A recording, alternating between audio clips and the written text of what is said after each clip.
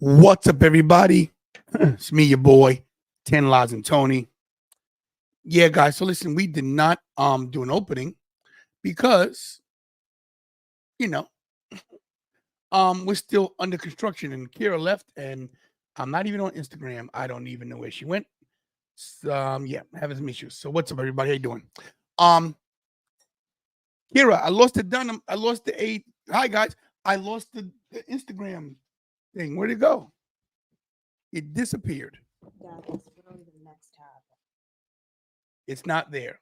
Did you refresh? Didn't refresh anything. It just disappeared. I'm being yelled at, guys. It disappeared. Hi, guys.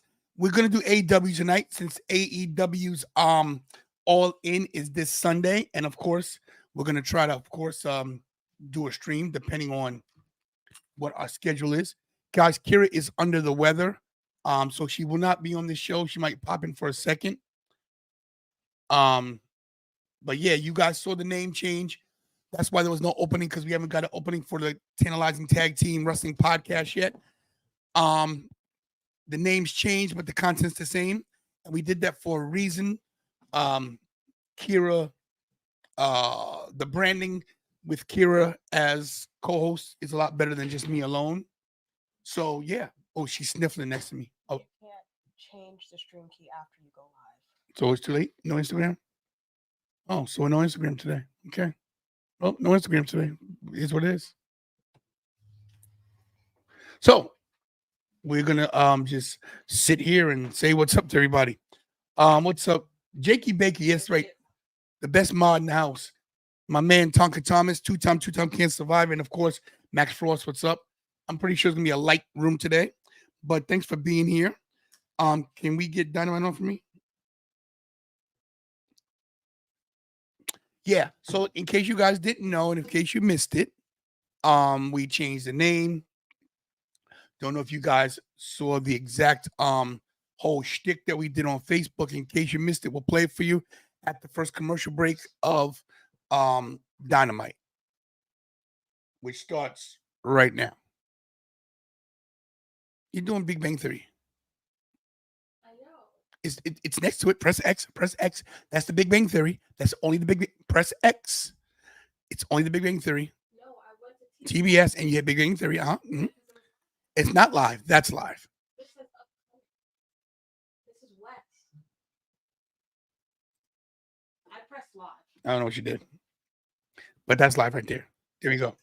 Hi, guys. Yeah, she was wrong, and I was right. No, I wasn't. I was right. You're wrong. All right, who's coming to the ring? Because I don't have any sound. Is Dr. Britt Breaker DMD? Nope. Hi, guys.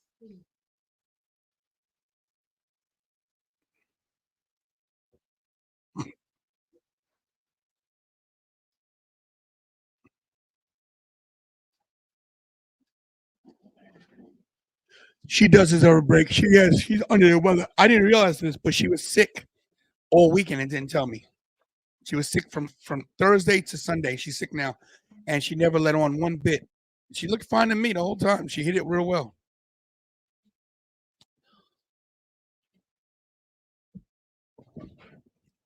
Hi, everybody. Wow. You came on looking like this? Wow. No, I'm sick, but I still got my lashes intact. Wow. And my hair doesn't look completely crazy. Wow. So thank you. Wow. For being here tonight. Wow. Good night. Wow. I'll be back because he needs a cold drink. But I do need a cold drink. Oh, they're booing her good. They're booing. They are booing Mercedes Moné. Good. And that's a good thing. I hate the CEO song. I like the music. I just like the chanting.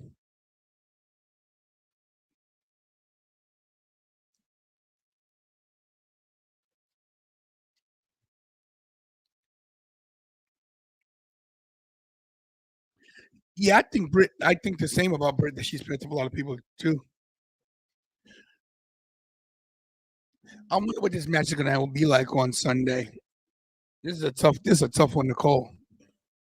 Guys, hit those likes, get us in the algorithm. Share the channel if you can. I'd highly appreciate that. I wasn't going to do a show tonight, but I got a text from a lovely young woman that said, just asked me if I do one. I said, might as well. So there it is.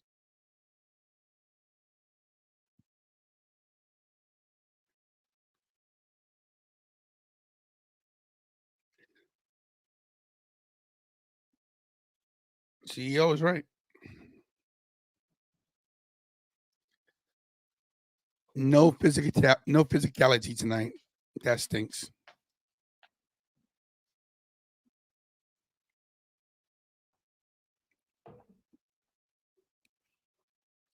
DMD.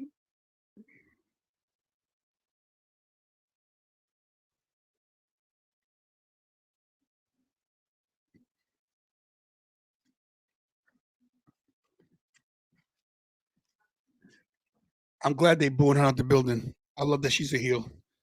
She's a much better heel than a face. Much better.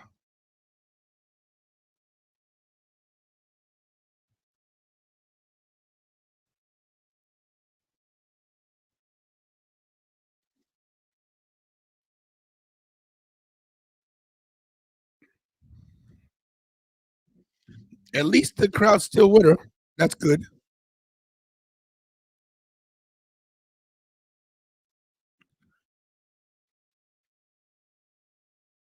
What is what?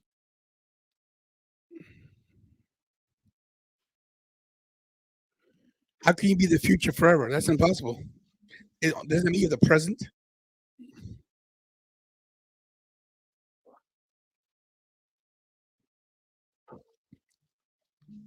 You got the CEO versus the DMD.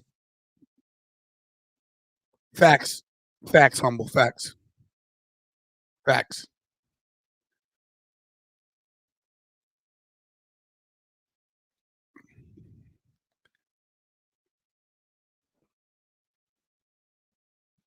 Oh.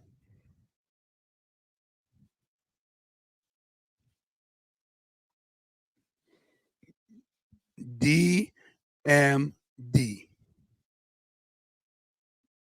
Oh, okay. That is true.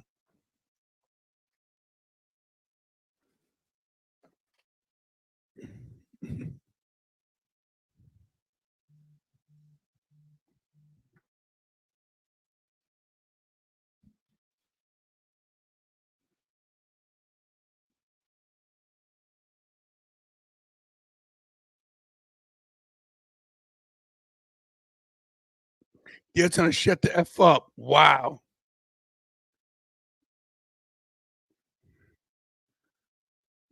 They're telling her to shut the F up. This is great.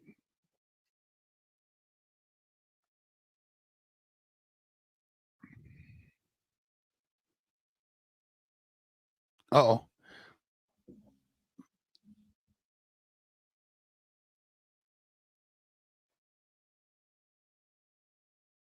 Wow.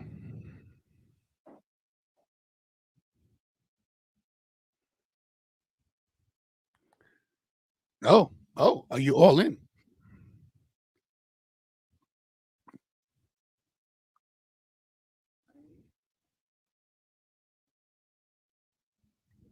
What's she gonna pop?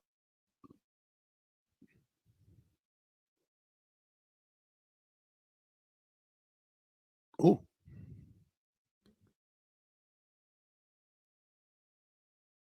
wow. Wow.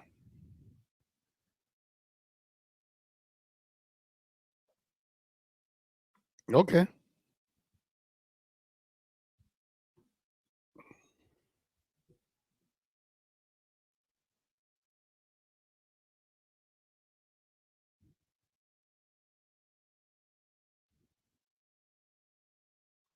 Oh, two plain A's.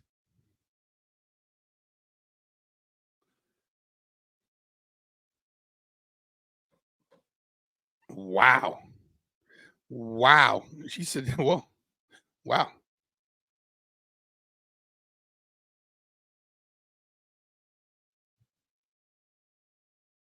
And this is for the secondary title.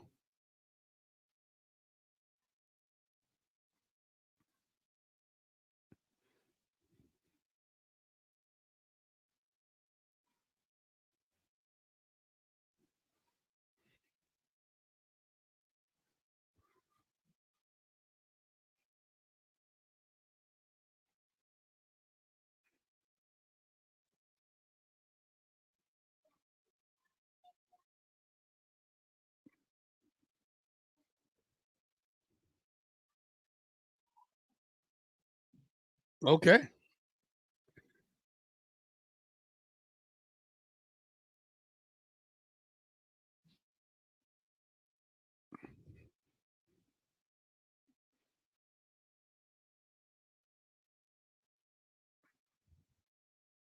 Oh, she is.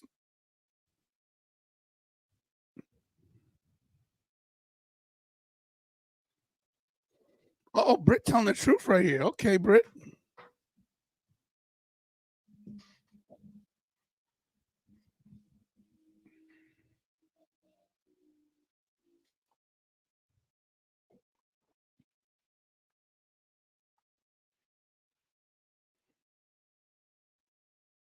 Ooh, ooh.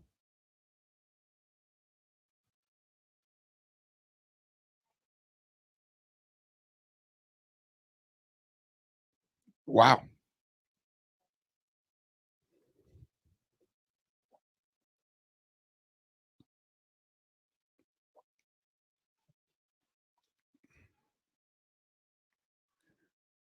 She gonna hit her.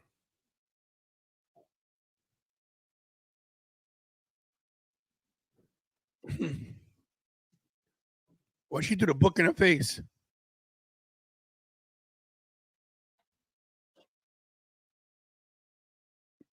Jeez.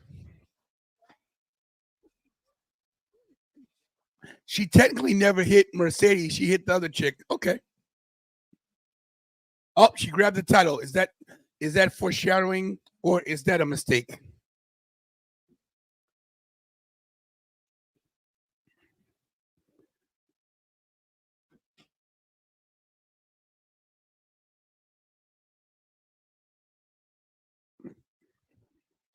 I will say this about Bray Baker, and it's not negative, but she doesn't look as passionate as she used to be, and nothing wrong with that. I guess her dental degree is more important. Which, hey, listen, got to fall back on something. But she don't look like she's even into it.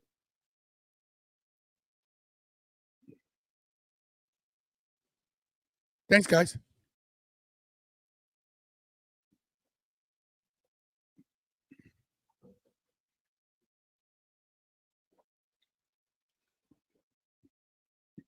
Hmm.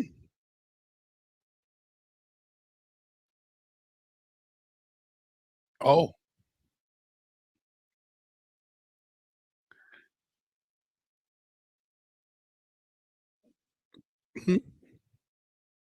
because his uncle.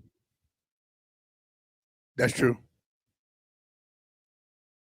Yes, yes, yes.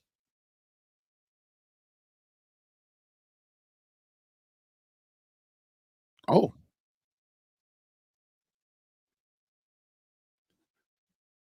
maybe.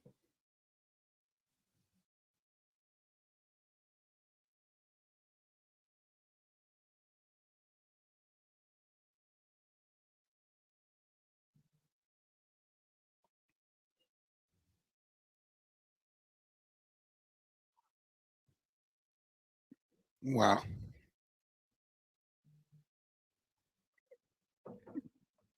So look, if you guys haven't seen Tommy Billington wrestle, he is the nephew of the Dynamite Kid, and he is quite good.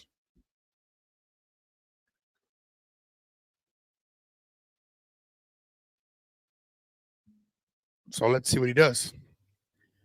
It's crazy how they put a title on Jericho so you can have one.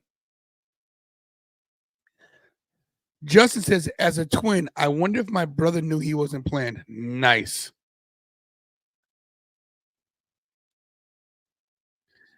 Hit those likes, everybody.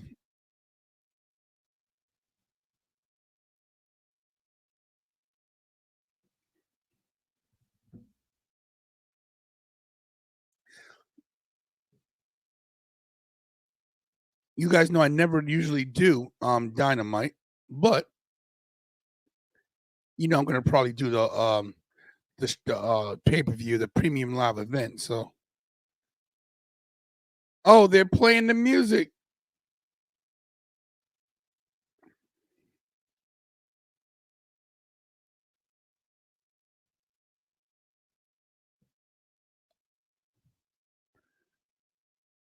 Wow. He walks like him. That's crazy.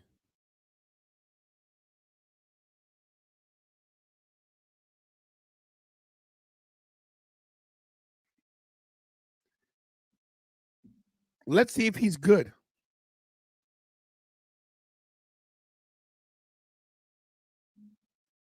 Oh, he's little. And he's little just like his uncle. He needs to bulk up a little bit, but they do resemble.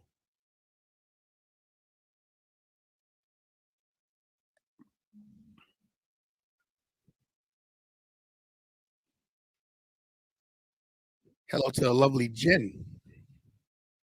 Wow, he looks like him.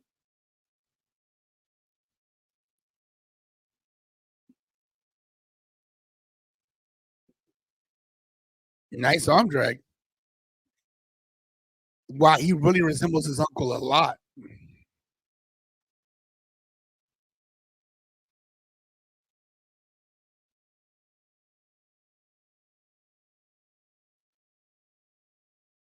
They're saying F him up, Tommy, F him up. This kid's undersized though. He's really little. He must be like $150.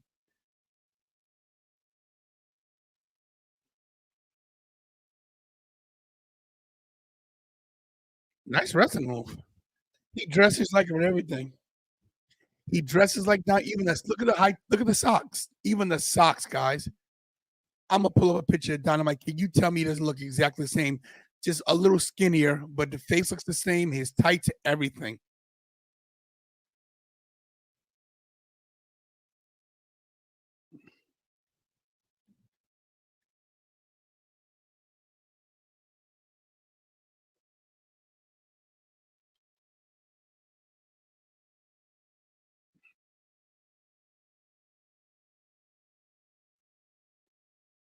I got a good picture of him.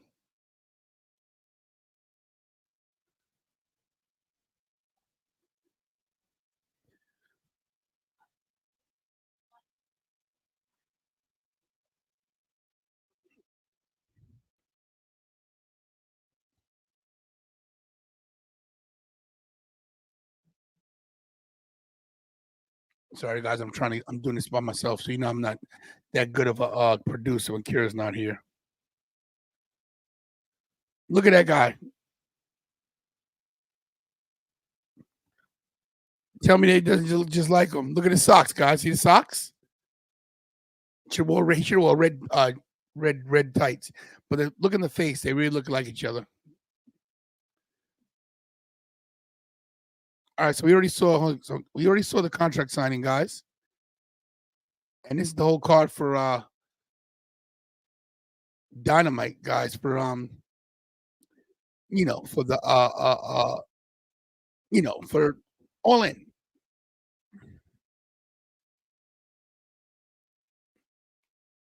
Saraya's going for the title again? Is that right?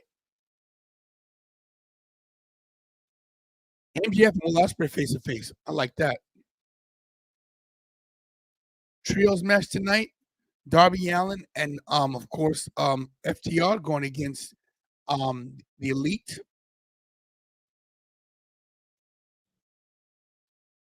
Claudio versus Okada. This is tonight. Saraya versus Toni Storm. Oh, this is the coffee match All In. Wow, you got some stuff going on here, guys.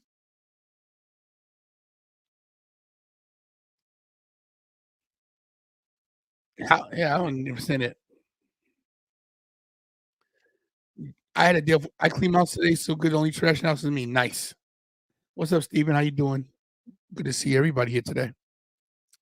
So you guys, like I said, I never do Dynamite really, but of course, if a pay per view comes up, I do it.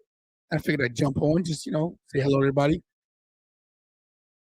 In case you guys missed the announcement, the branding has changed. The name of the channel is now the Tantalizing Tag Team Wrestling Podcast. Kira is officially on the logo. We've got to change a couple of things that we haven't had a chance to do as of yet, but we will. Also, in case you missed it, so we did a whole spiel yesterday on on us changing the channel, and we pulled the Mark Henry in case you guys didn't see it. Hold on a second, put up the volume so you guys can watch this in case you missed it yesterday. But I got so many inboxes that why are you quitting? Because not everybody watched it all the way through. But here it is. This is what everybody got yesterday on Facebook and Instagram. What's up, everybody? It's me, your boy, Tantalizing Tony, holding back the tears because the Tantalizing Tony wrestling show is done. We had to come to an agreement on some things, and this is just too much. Look at Kira trying to sell it. I want to thank everybody who supported us. Look at the hand on the shoulder. Watch this. In this thing. It was great for you guys watching the 10 Lives and Tony Wrestling Show. We had a blast. We love you. Thank you. Kira? Yeah. The 10 Lives and Tony Wrestling Show is no more. We spent a lot of time and effort into this channel. But yeah, after the weekend, we just realized it's too much, it's so much work. And it's just we're not having fun with the 10 Lives and Tony Wrestling Show. The 10 Lives and Tony Wrestling Show. But what we did have fun with was the Tantalizing Tag Team Wrestling Podcast. That's right, guys. The Tantalizing Tag Team Wrestling Podcast is here. Tantalizing Tony channel out, tag team in. The name might have changed, but the content's the same. Not to mention, the producer is officially on the logo, and we're going to take this world by storm. Get ready, because the best and only father-daughter wrestling podcast on the planet is coming for you. Tell them, Kira. Do what we all do best. Watch the Tantalizing Tag Team Wrestling Podcast and stay tantalizing.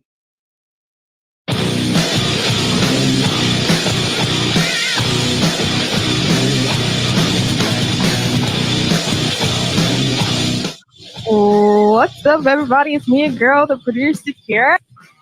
Strickland! Look, that first of all, nobody's on the level. Anyone she goes against is quite laughable. Okay. WWE should put you on payroll. You're a really good supporter. No, I just talk very highly of them because I went against them. No, I'm kidding. Who's number 2?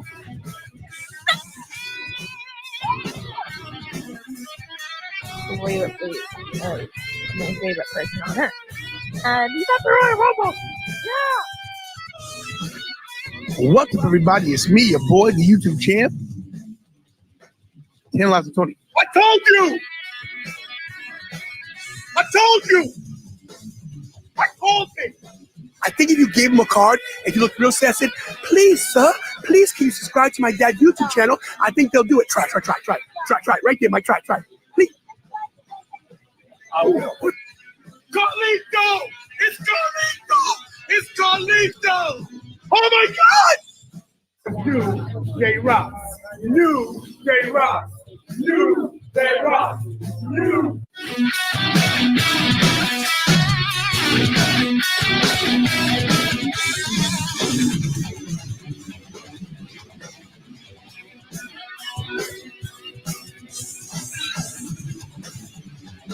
Stay tantalized. Let's go, baby. Stay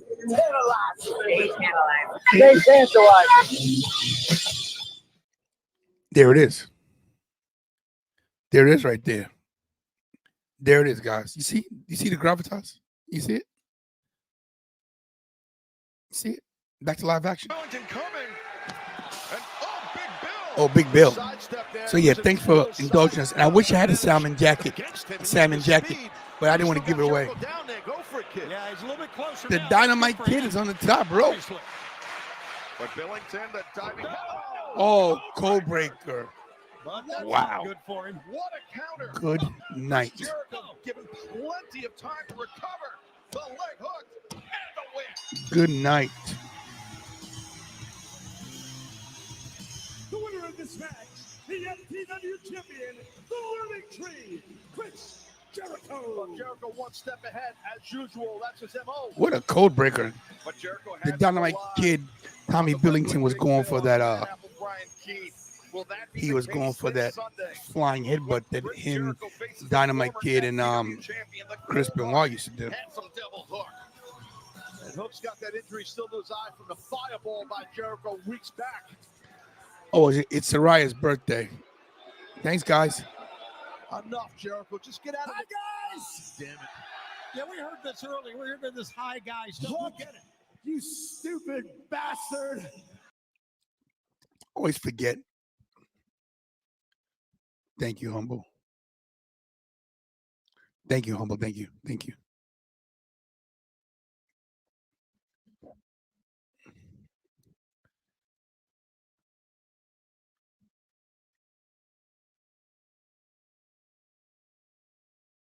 Okay. You know, this Hook thing, I still don't get it.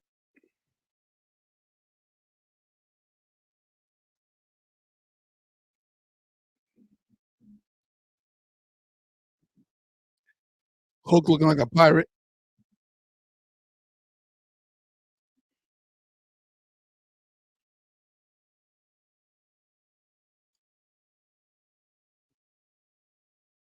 Smack him in his mouth. Wow. Chokeslam. Jeez. Big Bill looking good. I hate that his name's Big Bill, though.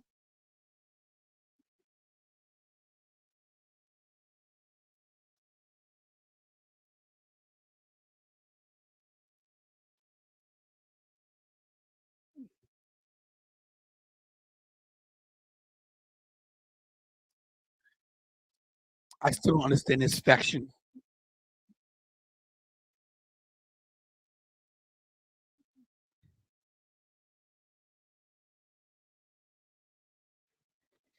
Okay. And the point of wrestling Tommy Billington was what? Okay. Guess because he's in England. Let's bury him. You know.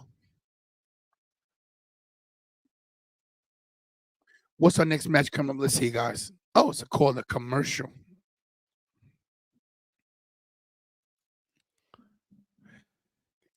Humble thinks. Yeah, just so you know, something with the sound now, you don't get in trouble anymore. Because I was watching some other channels and they play the sound, like literally play the whole sound. So I guess it lets you slide on stuff on certain things. But anyway, yes, Hook has been miscasted. I don't think they've ever done the right thing with Hook, but I don't think Hook even is. Listen, I'm gonna say it the way I feel. I think Hook's overrated. I don't see anything special about Hook. I really don't. He's undersized. I don't have a problem with size because who am I? But he's only there, in my opinion, because why he's there. It's nepotism. I'm not saying he's not talented, but does Hook put fear in your heart? You know what I mean? I'm not afraid of him. Honestly, I think if Mikey and Hook had a match, he might go the distance. Mikey might take him. Just saying. You agree or disagree? What do you think? Let's talk about this match tonight, guys. Yo, true story. The first Police Academy is hilarious. Right? You're right about that. Let's talk about this, guys. What do you think about this match tonight? What do you guys think about Darby Allin and FTR versus the Elite? Now, see, to me, that's the kind of match that's on a pay-per-view. Well, Humble said her grandmother could take down Hook. Wow. We really not giving Hook any kind of credit tonight. Wow. What do you guys think about FTR and Darby Allin going against the Elite? The Young Bucks, Matthew and Nicholas Jackson, and the Cryberry, Jack Perry, Jungle Boy, Real Glass, whatever his name is.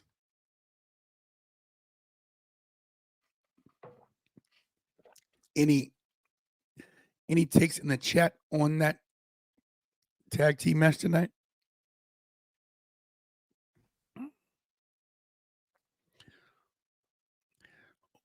Clay Lewis, what's your buddy's name? Whatever your buddy's name is, we're praying for him. Hope he gets better. Guys, a lot of cancer out here. Maybe you gotta eat better. Could be good, but I have a feeling half the roster. Isn't it crazy that half the roster comes out during these matches? You're so right about that. It's kind of pathetic that you can't just have a straight up match without people interfering all the time. Justin, good hot take on that, bro. Here's Timeless Toni Storm. Here we go. Has the whole Toni Storm experiment, has it fizzled out?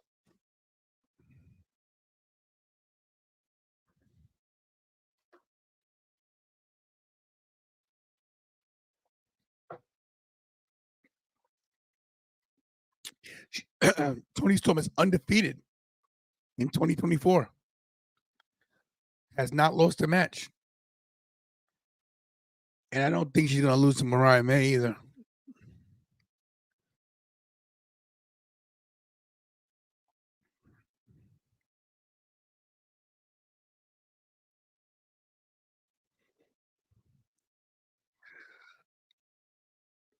Wow. They're still doing the Outcast. She's not even an Outcast.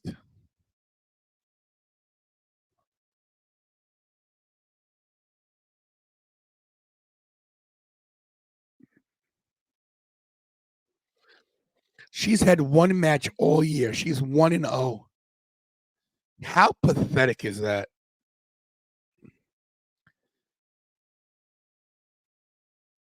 Mr. Rosen, how's it going? How pathetic is it that she's had one match and it is August?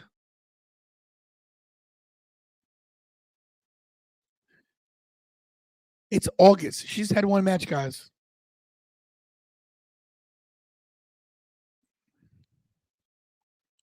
Oh, I love the black and white overdramatic thing too, Humble.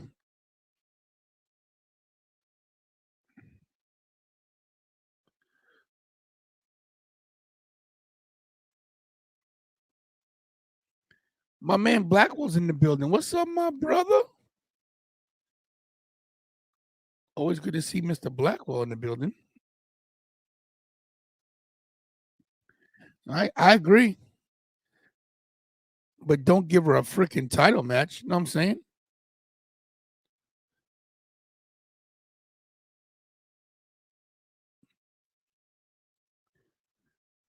Wow.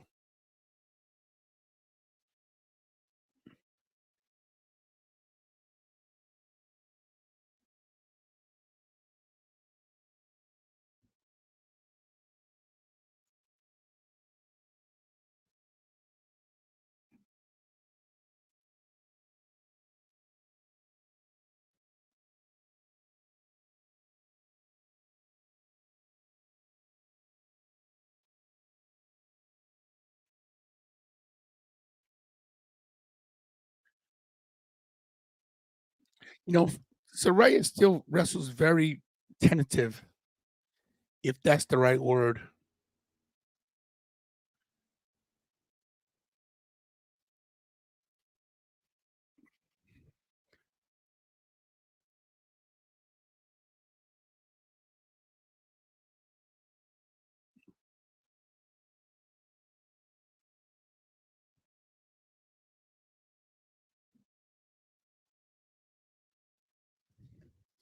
What is Toni Storm doing?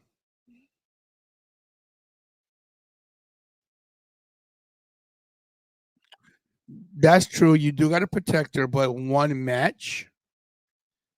If you're not going to have a wrestle, then just make her a manager.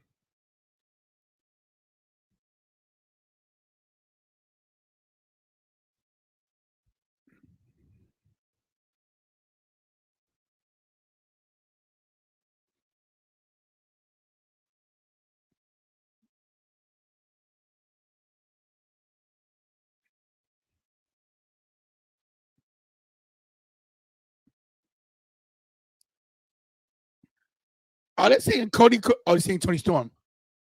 Out there saying Cody Rhodes.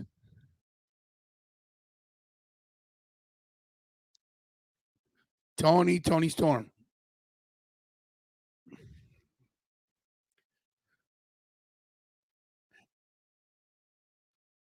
They were saying Toni Storm. I thought they were saying Cody Rhodes. Like, what?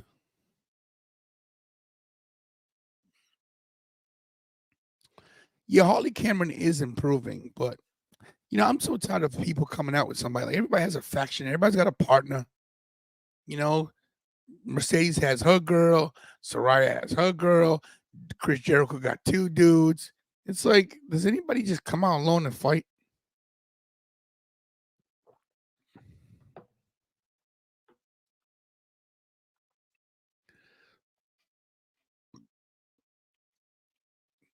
Will Ospreay and MJF face off tonight.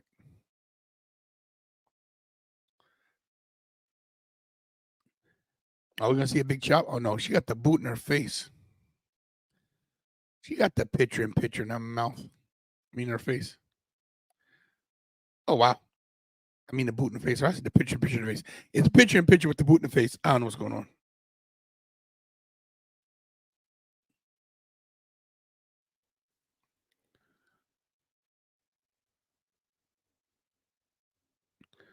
Look at her beating the crap out of Toni Storm. Beating her like she stole something.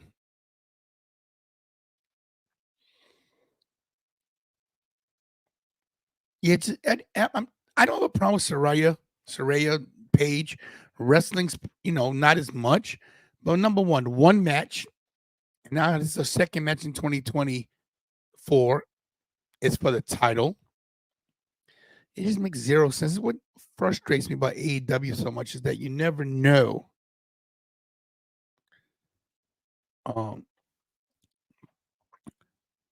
No, I know what you mean. She had some tag matches, but yeah. But that's also protecting her as well. I get it. I get you got to protect her, but come on.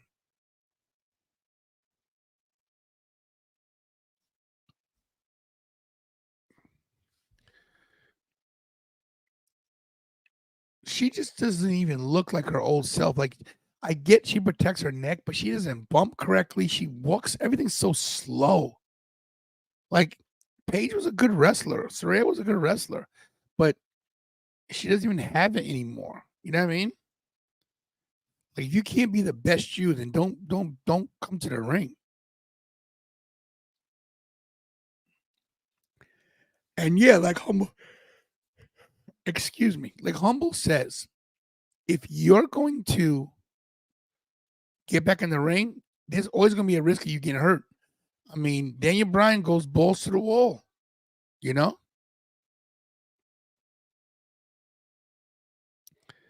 Don't come back if you can't be you, is my point. Guys, listen, we got a surprise guest here. He is the one, the only TWF Intercontinental YouTube Champion. Everybody loves ABJ. Anthony Blackwell Jr. Now? Do you want a drink now? Sure. What do you want? Surprise me. Beer. Okay. What's up? What's up, brother? Not much. I'm exhausted. It's called working. Yeah. I literally did edits like all day yesterday. Yeah, I've been doing the same thing. Are you watching AEW right now? I wasn't watching it, and I just turned it on because you sent me an invite to the link. So I have it just turning it on. So I was seeing Saraya versus Toni Storm. Yeah, this is Saraya's second singles match of the year. That's it. Yeah. Mm-hmm. Let me ask you a question about this. Do you think that that's smart that they protect her, or it's a waste of a paycheck for, I definitely think she's working her way back into it. Like, when I seen her last year in London, you could tell it was a very protected match for her. But she has been actively trying to become versions of her old self, but it's taking time because she's definitely gun shy. But I also think, and this is just my opinion, I don't know anything, or I'm not hating on her or anything, because that woman's been through so much in her life. I think she gets definitely distracted from her outside life, outside of wrestling, and maybe some poor choices in men she takes up. You know what I mean? But I do think it's slow, but I think she is finding herself again as a wrestler. I disagree. She just looks every time. I only seen her wrestle maybe 3 times this whole year. Once in a tag match, and this is her 3rd match. I've seen all the matches this year, and she just looks like she was in a match earlier this year with somebody, and I thought it was a decent match. Like I didn't think it was great, but I thought it was decent. I thought it was better than what she did last year in Wembley. Yeah, but here's the thing. She's in a professional wrestling ring, and she doesn't look like the wrestler we knew. Then what's the point? Like to me, she just wow, that was a good bump. So here's a take, and I'll kind of put it into like I'll put it into these terms. So if you have been in the business for a while, but you feel like you still have an opportunity to showcase something, and you're not going to be 100%. You know how intoxicating this business is and how much it is to walk away from it. Like she's in that point. Like she felt she was at the top of her game and lost everything in the blink of an eye due to an injury, then came back and essentially got it taken away from her again, like with another injury. I think she's gun shy, and I think that's understandable. She took a and then on top of being gun shy, man, like she's been in the public eye for like all the wrong reasons, and like people leaking her photos. Like she's been through a lot mentally. Like it's tough. Yeah, but she put herself in that position too. I know she was young, but yeah, but they were private videos. That wasn't her fault. They got leaked. Well, true. Brian Maddox is an a-hole, but it wasn't Brian Maddox. Her iTunes account got hacked. Is that what it was? Her and a crap ton of celebrities got their stuff leaked. Hudgens too, yeah.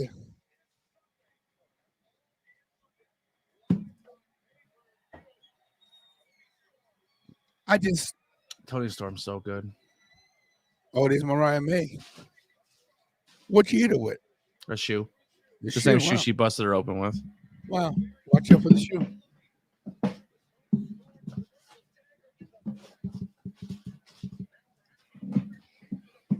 What are you doing? I'm torn. I want to watch this pay-per-view coming up, but I don't. I was supposed to be there. I'm like depressed. I know. Look at her mocking her. I think it's gonna be a good show though. Yeah, I actually think it's gonna be a good show too. AEW doesn't disappoint with their pay-per-views. They don't. They're a little long, but they do come through. Who wins this match? Toni Storm and Mariah May. I think Mariah May. What? Yeah.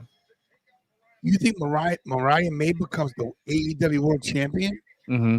I think Toni Storm wants to pass the torch to her. What? And possibly chase and get it back later. See, here's my thing. The bigger women's feud right now to me is Britt Baker and Mercedes Moné, but it's for the secondary title. I don't think AEW sees it as a secondary title though. I think that's a WWE mind state that wrestling fans are putting onto AEW. They see titles as titles. They don't say like, well, this is our crappy title and this is our world title.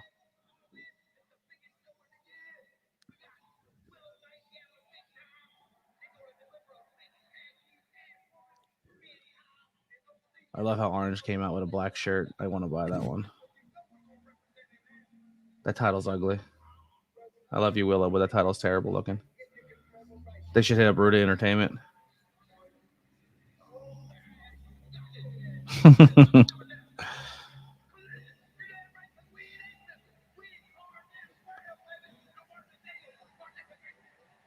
Cardification.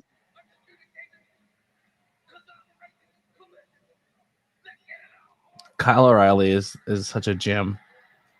I love Kyle. Look at Orange Cassidy.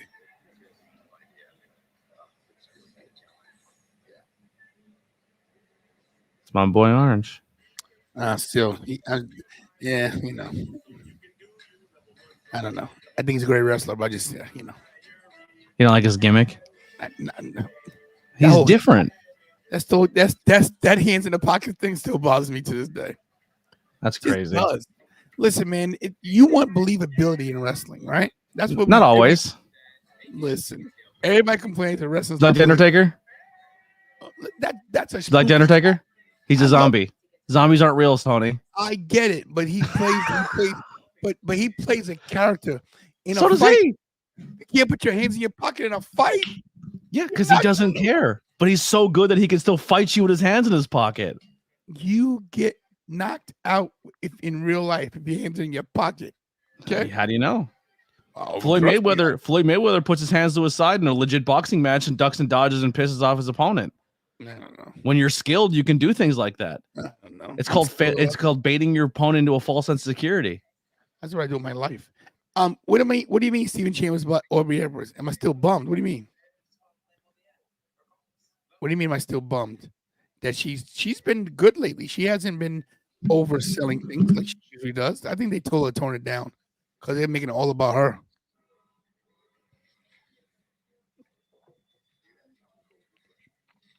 Floyd's fights were fixed. You don't count. Wow. That's a good one. No, I mean, it wasn't I didn't like Aubrey Edwards. My thing with Aubrey Edwards is don't make it about you. She's the referee. Everything was always about her. Actually, I disagree with that. I think we're in the world of professional wrestling where everyone should get their shine in. Everyone puts their time in, everyone puts the work in, and everyone should be different and stand out. Nah, come on. Once again, I think it's that WWE mentality where it's like, no, you are a secondary thing. Stay in your lane. Don't do anything. But then when you are someone who stands out and special, it stands out like when people take commentary shouldn't make it about themselves. No, they're putting just as much work in as the wrestlers in the ring. I agree. I'm not saying that Aubrey shouldn't shine every now and then, but she was taking over every match. It was all about her. Every match was about her that she was involved in. That's my issue. I like when the refs get involved and push the wrestlers back and argue back, but she does it every match. And that's the other thing too. Aubrey Edwards is literally the worst official they have because her matches are the matches. She gets booked every single time in a match where she's in a smosh and she looks stupid because they always put her in a situation where exactly. Yeah. That's my point. Ruby Soho is pregnant. She's having a baby. Yeah, Ruby's it's crazy. There was a question asked to Liv Morgan at one of the media scrums. It was such a good question. Somebody said, "What do you think about getting back to the Riot Squad together when Ruby has her baby?" And I screamed out, "Why would you want to go backwards? You're the world champion, Liv." Not to mention, Ruby Soho never reached her potential. I don't think she ever will. I love her, but they're never going to give her a shot. And she had a really good match right before she blew her knee out in WWE with Charlotte Flair, and they never gave her an opportunity. She did.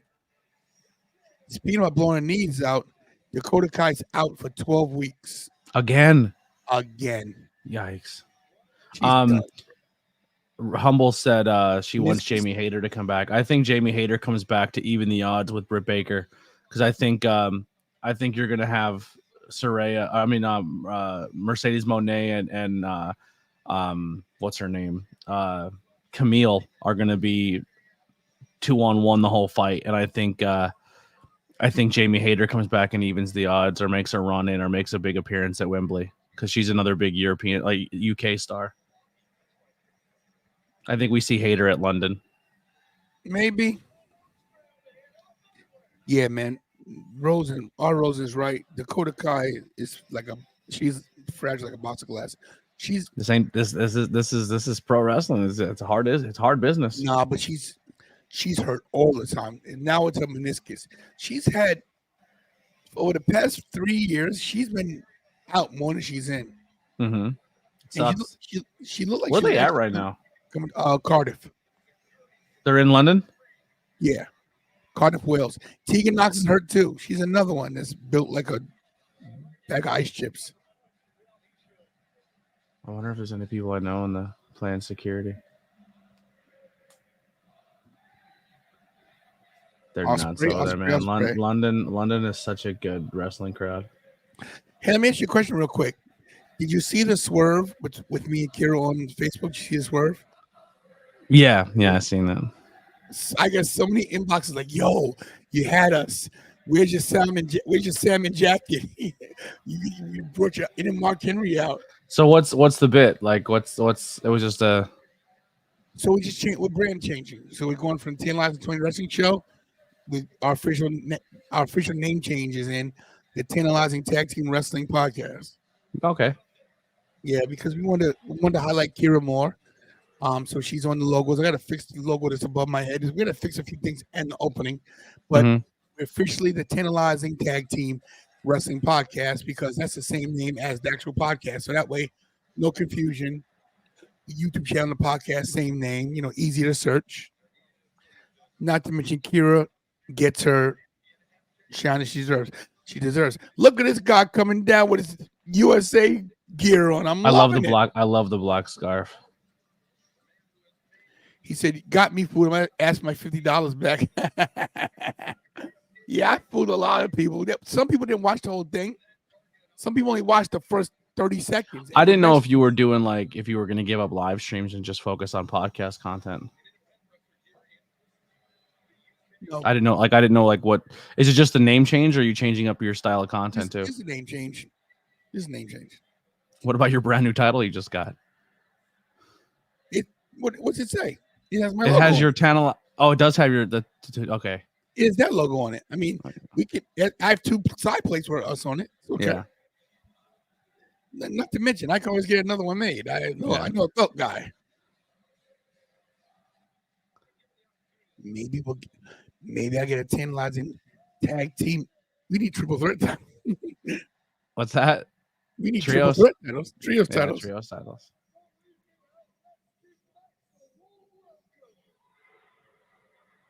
All right, let's see how this promo goes. This match. I want Will Ospreay to cut his hair. He looks like a. That's the dweeb. style. I hate it. You're He's just so jealous good. because you don't have hair. I'm not jealous. He just doesn't look badass. This is crazy.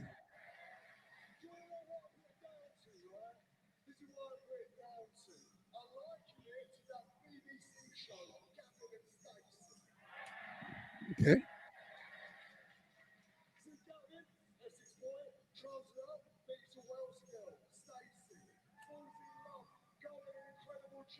Okay.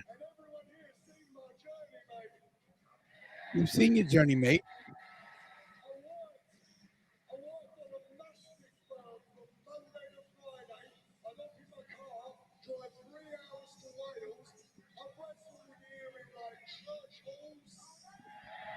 Okay. That's so sick.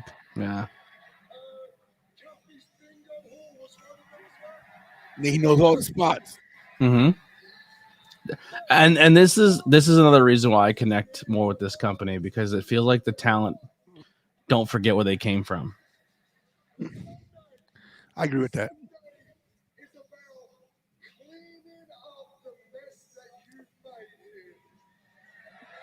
What's the mess?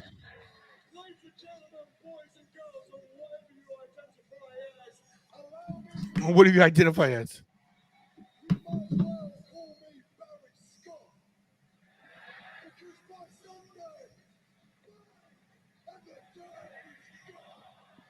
Okay.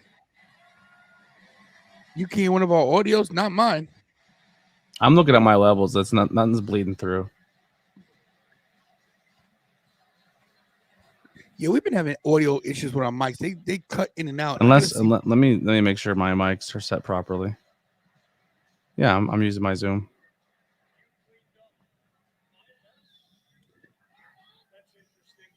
Let's see what he says. Wardlow was in a car accident. Did not know that. I know he was having some mental health issues, and that's why he stepped away for a while. I'm just curious to see what they do with Adam Cole when he's 100%, because I think they've completely got away from the Devil MJF storyline. I think him kicking Adam Cole in the nuts was like the closing chapter, which stinks because they put a lot of work into that storyline and they just kind of let it die. They had to though. Yeah, the Undisputed Kingdom looks like they'll be breaking up soon.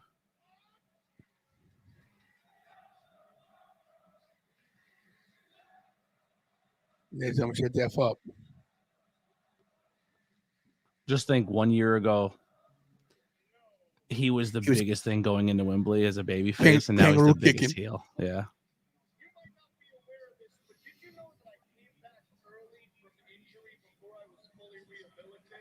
Oh, is that right? Why? Humble, maybe he shows up. Sorry, Rosen. Maybe he shows up.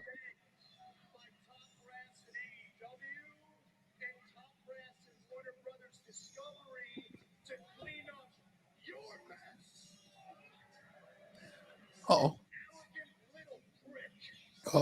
Oh. Okay.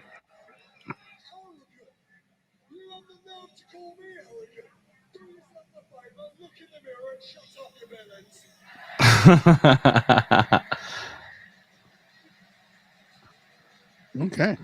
They asked MJF if he's a better singer than Joe Henry. He goes, I would kill Joe Henry in a sing-off. I didn't know MJF wrote his own theme music, too. That was kind of cool to hear about. Oh, yeah. Mm-hmm.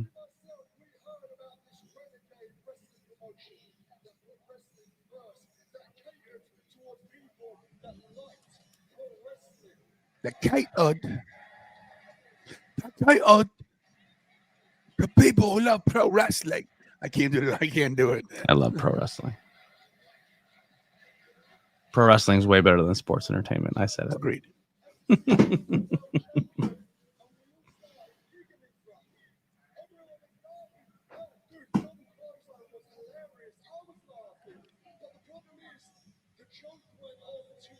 Oh, wow.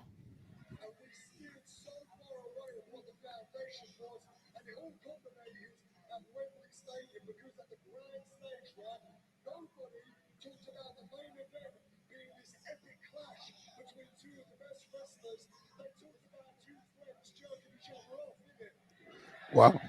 I do like when they allow other people from countries get shine on microphones and promos and stuff, because then it allows people from other countries to experience other cultures too.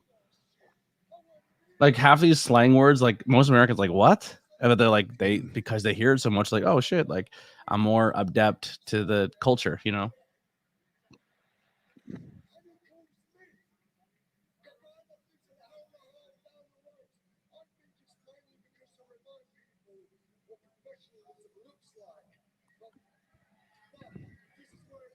We're trying to plan a trip for Texas next year.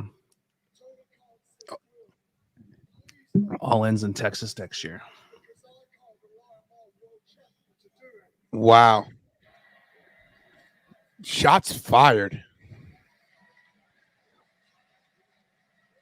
Okay, MJF. See, I definitely think Ospreay wins this match. But I don't know. Like, I don't see him holding that title much longer after this pay-per-view, because I feel like he's going to go for the world title at some point. Fact. Because I think Danielson wins the world title in London. You think so? Yes, I do. I think Danielson's going to hold the title probably for the rest of the year, and he's going to take it to Japan when they do their Forbidden Door show in Japan. The UK fashion scene, yes, it's confusing. It's also their tattoo game is weird too. They have very different style tattoos. Everyone's tattoo over there are really thin, black lined, and like they look like lick 'em stick 'em tattoos. Like there's not a lot of detail in them. They're gonna shut MJF down now. Ospreay.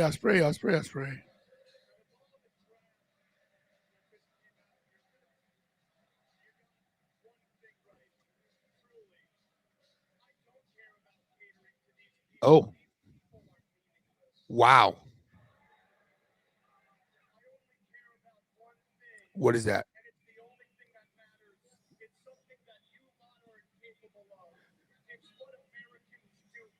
What? Stay tantalizing? We win. What? Well.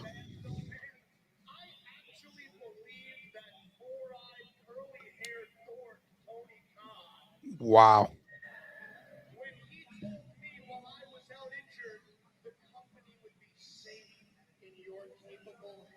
Apparently it's not.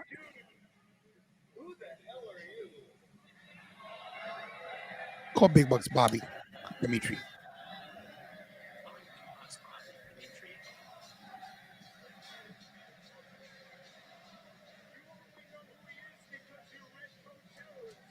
Wow. Red coat terrorist. Wow, Red Coast terrorist. Snacks, please, chip something. He called him a red coat terrorist.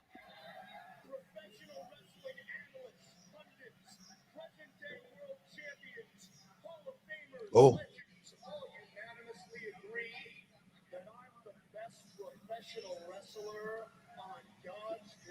Wow. I mean, overall package, he's not wrong.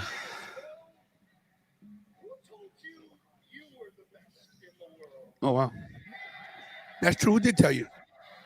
Who did? Who?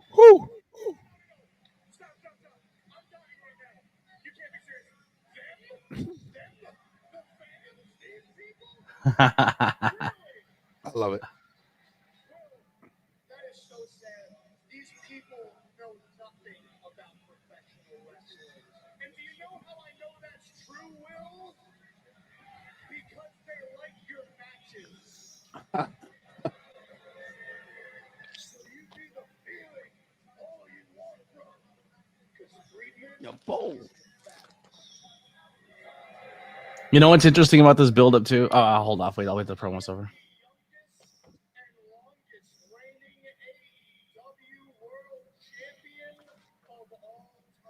Oh wow, 25 years.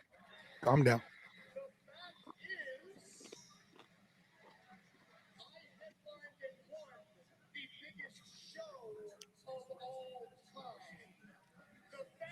Is that true?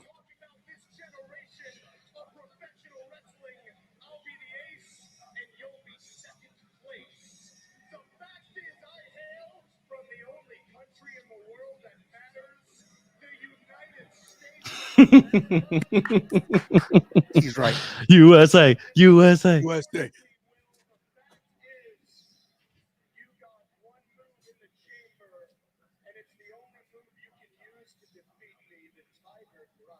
Wow.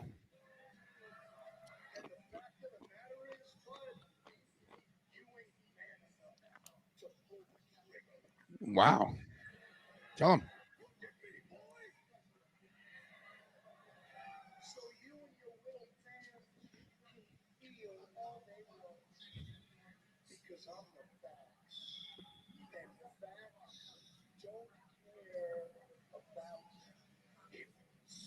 Wow. So good. He's so good.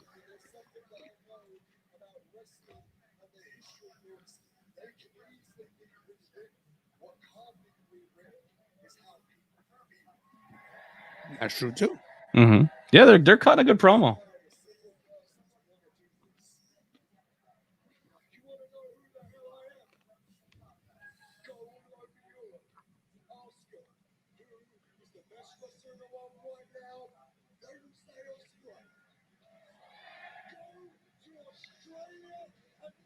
You can tell he's not 100% comfortable cutting promos in front of live crowds yet. Like you can see his He's eyes better, dart though. around, but he's good. He's Yeah. playing it off very well.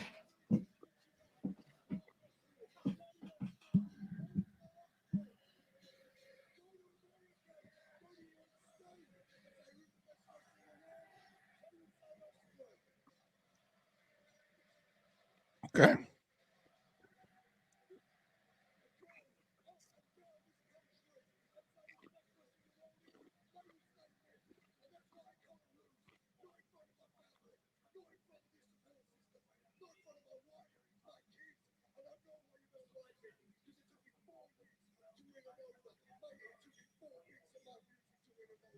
Wow.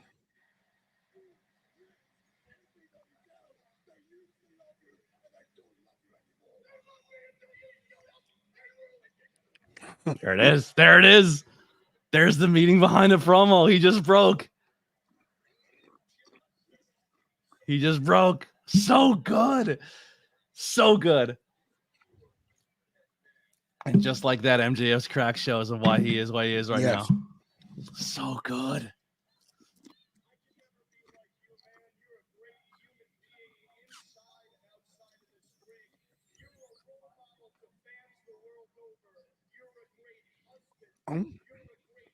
Here it is. Okay.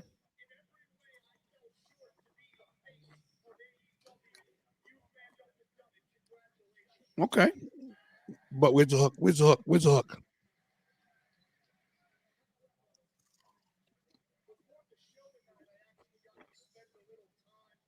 Mhm. Oh. Wow.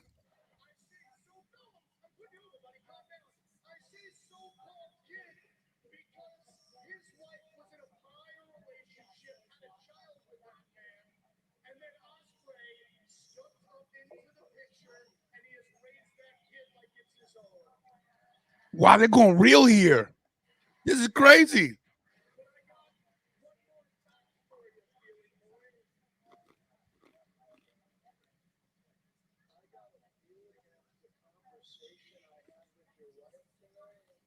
Oh my God.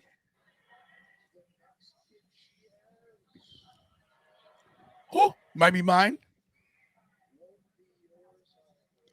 Holy. You gotta love it. And this match definitely means something. Do they have like a stipulation if they touch each other, they can't? I don't Oh, know. I know that guy right there with the right in the bottom right hand corner. I interviewed him on podcast. He was in for WrestleMania weekend. He's from Ireland. It's Yeah, because I don't know Huh? it to work. Martin Hold on. Steers. Yeah. Yeah, I don't know it to work. What it's work? What kind of even comment is that? It's a work. Calm down. Relax. God. But if you wore a spooky mask, somebody would be. You're supposed Jizzing to in be their excited pants. when you're supposed to be excited when people like this get into it. This is a great promo. Oh, wrestling's a work in general. This show's a work. Oh, there Let it me go. is, and they're off. Come He's on. the only one I noticed though that I know from the crowd. Everybody else is. There's a lot of Yeah. Well, they're in Wales, so You know what? I thought the one with the mullet was Sexy Eddie from behind at first.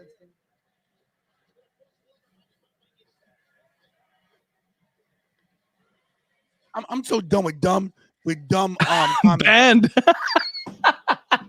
Bye bye. I like the comment. So one comment said from this person, they already wrestled, so it doesn't mean anything. Actually, it means more because it's this promo and then the match they had on live television where there was a winner and a loser, but and it was a banger pay-per-view style match. And I guarantee they up the ante even at the pay-per-view.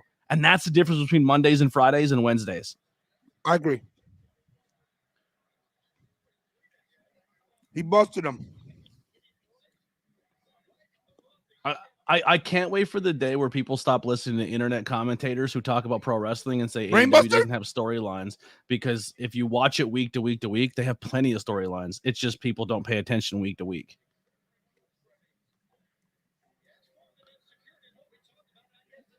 That's 2 wins. That's 2 for MJF. That's more the reason why he's going to lose at the pay-per-view. If he does, if MJF wins, I'll be shocked, but I won't. It wouldn't bother me.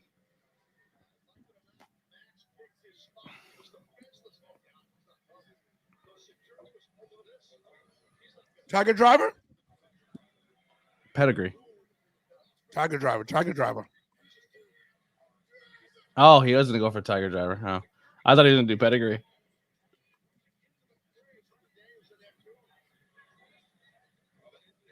He's going to is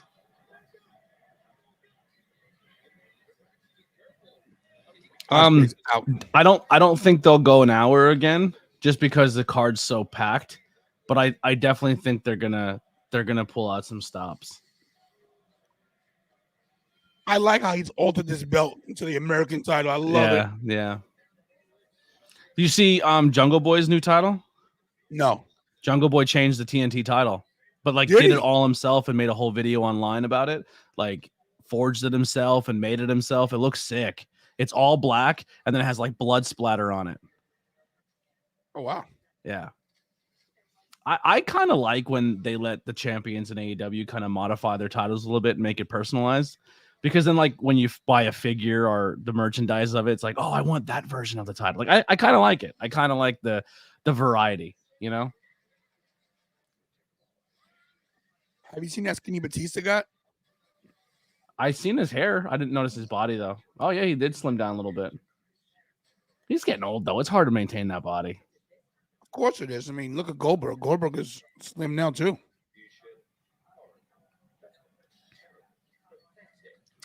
Issue with AEW is a lack of creativity with Black and Latino talents. Private Party and Top Flight are not being elevated and transitioned to their characters.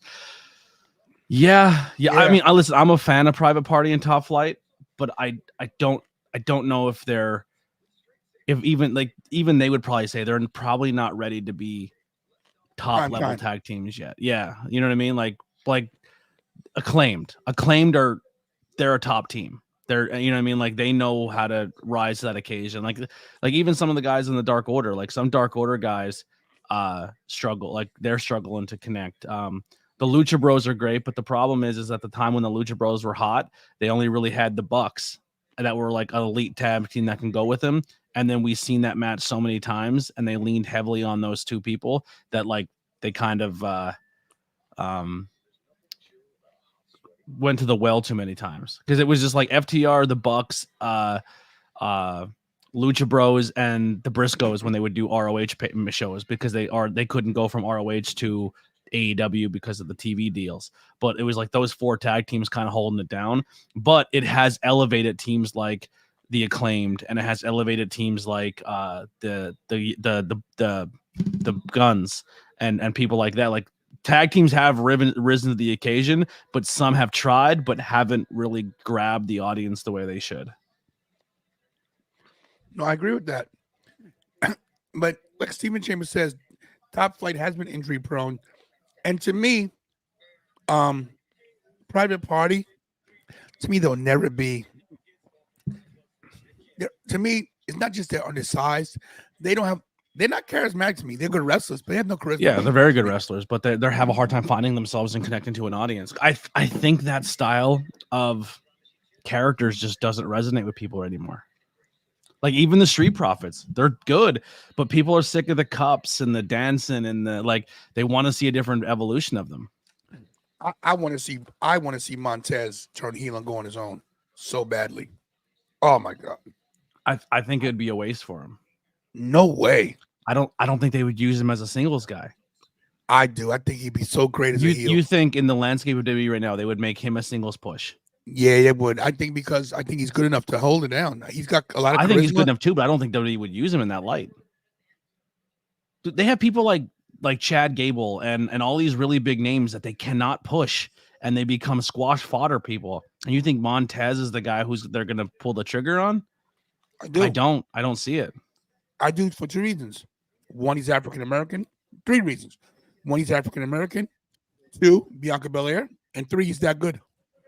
Uh-oh. Even Bianca, they have a hard time pushing her. Like they're sticking her with Jade just to stick her with Jade. Got to help Jade though. I mean, listen, I think Montez is good enough to do it as well. I just don't trust the WWE to do it.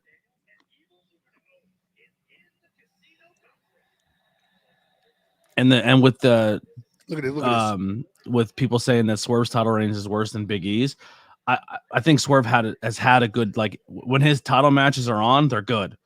Like his matches with Joe and his build up with Joe and winning the title off of Joe and Hangman and all of his build up with Hangman has all been good. But this is where WWE treats their world title bigger than everything else, and all the other titles are minuscule. AEW does a cycle where it's like, all right, this month we're focusing on the tag title. This month we're focusing on international. Right. This month we're focusing on. The problem is his title run has come off a time where the title was the main picture with MJF for so long that now they're trying to reestablish a tag division and the other titles. So the world title kind of became more of a mid-card title because they're trying to make the other titles to the wayside. Yeah, not to the wayside. It's just because they book and they treat everything differently than what the casual TV wrestling fan is accustomed to. People think that the WWE blueprint is the blueprint, and every company just does things differently. And there's nothing wrong with that. Everyone has their scoop of ice cream flavor, you know? What do you think about Claudio? I think he's fantastic. Do you think they've used him to his full potential in AEW? He was the ROH champion for a while, but the only problem is ROH, no one really watches it, so it kind of went to the wayside. I think he's been really fun in the Blackpool Combat Club, but he's another. It's another one where I think he's a good key player for the company, but it's one of those situations where it's like that roster's so thick, and where does he fall in? You know. But I'm a huge fan. I'll watch Claudio anytime he's on TV. I agree. Okay, I'm going to say this, and people are going to hate me for this. I think Okada's overrated. I would agree and disagree. I think he's good. I think he has the potential. I think he has all the trademarks to be one of the greatest wrestlers. But I think because and I'm only saying this for me, I didn't watch a lot of New Japan, so I didn't see his rise of his career. It's kind of like right now, if you show a kid like John Cena, you're like, who's this cornball? You know what I mean? Because you didn't see the rise of John Cena and all of his accolades and everything he's done. And then you're inserted to him much later and you're like, he's corny. Like, why did people like him?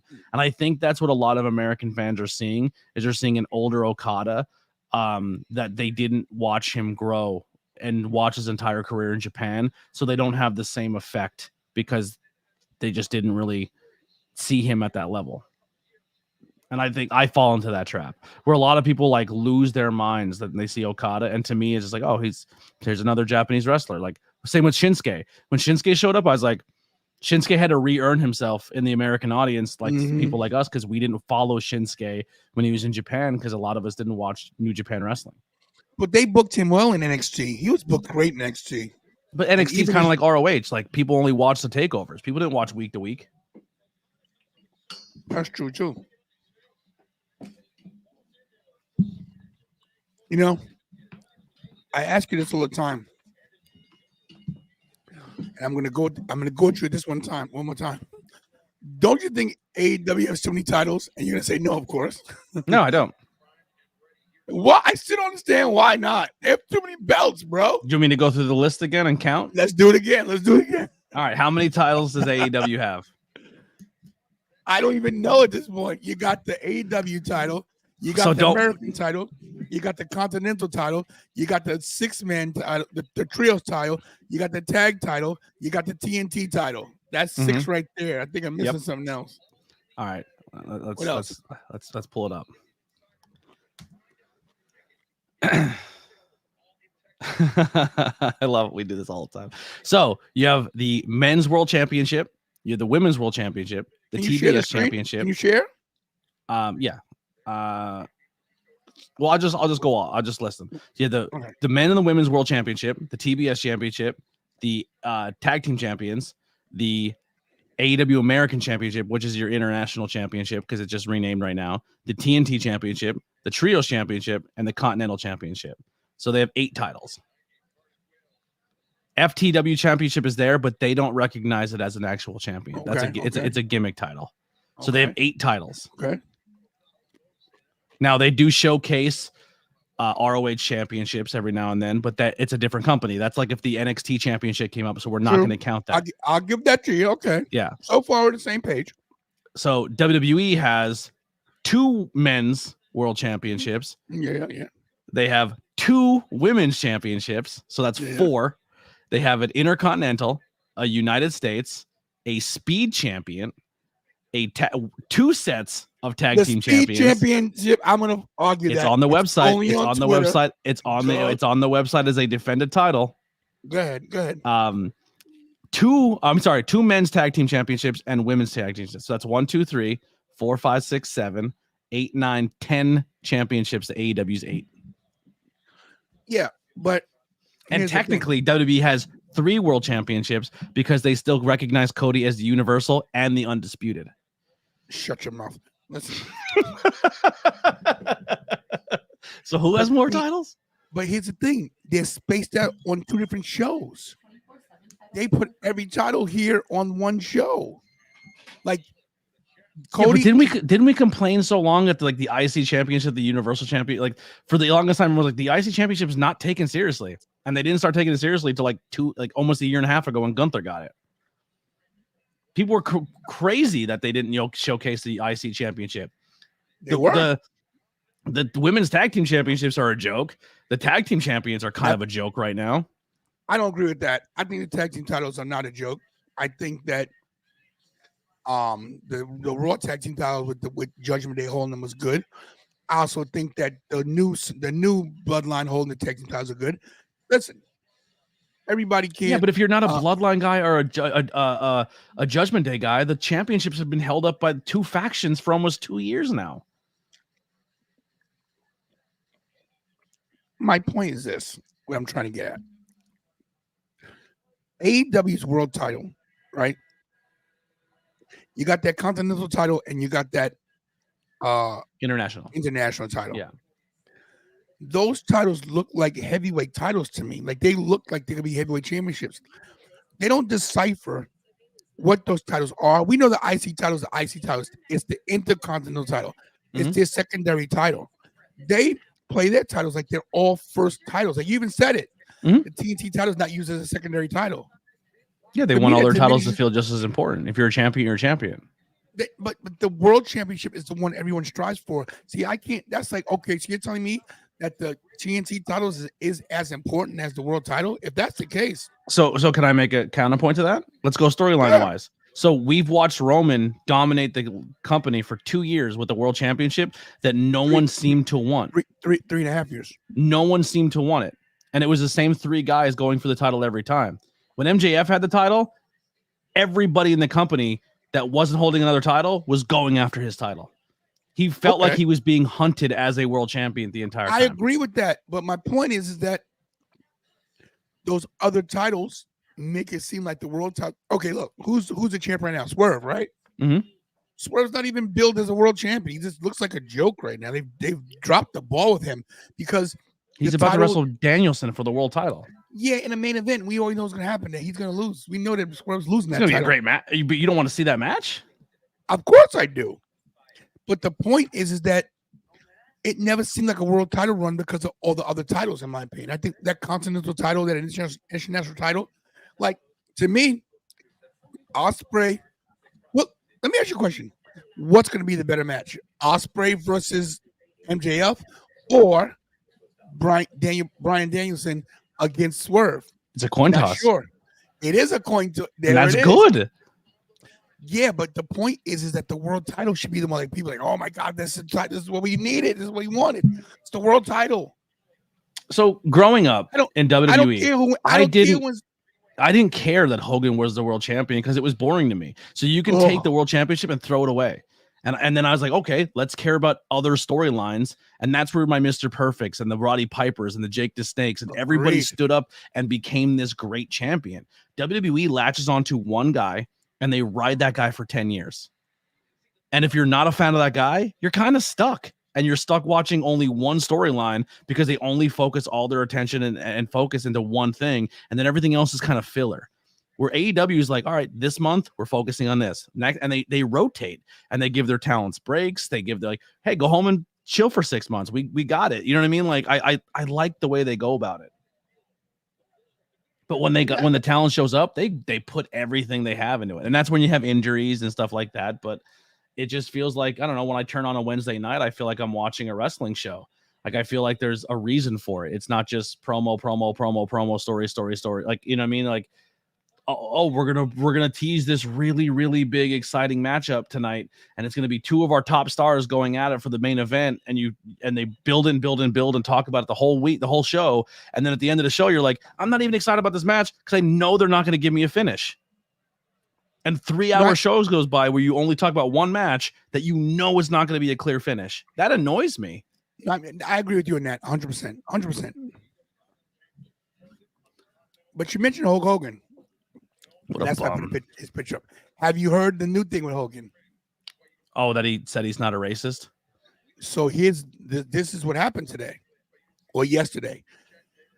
Yesterday, Hogan was at I guess he was at a beer thing, whatever.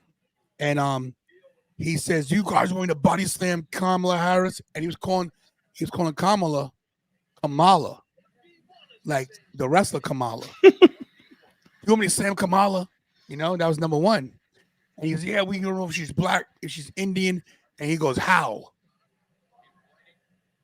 Like, he's a dirtball. Derogatory towards Native Americans. So here's the story, guys, in case you missed it. Let me find it real quick for you guys.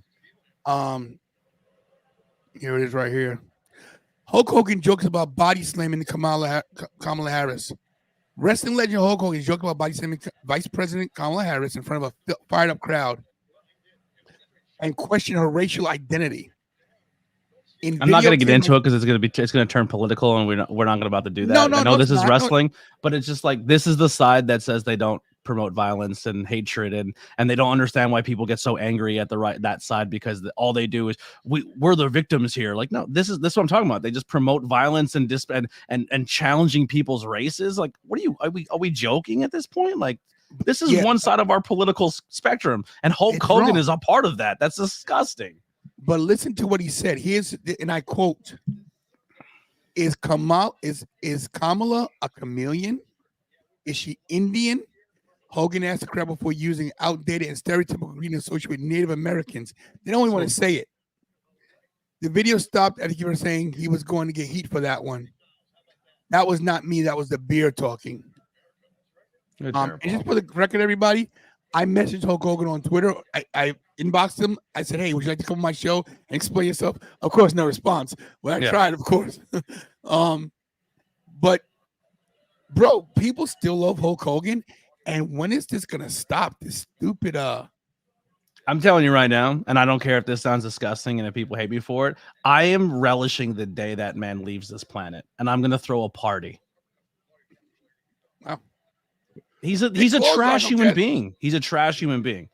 When his kid got into a car accident and the family that like almost died of the kid that was in the car with his drunk son, his exact quote was, "I hope that when they die, they're reincarnated into a black family so they suffer the same way we suffered."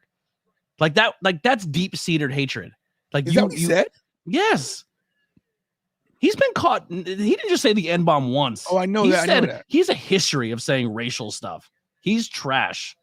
He's trash. Yeah. Yeah, he's mad. I know when Tony Atlas beat him in the 80s, he was heated. And I wanted to job to Tony Atlas back in the day. I'm gonna be honest. Tony, you know this. I meet a lot of people. I meet a lot of legends. They all badmouth him. They say things behind closed doors because Listen. I look the way I look and they get comfortable. And I've heard things that I wish I didn't hear.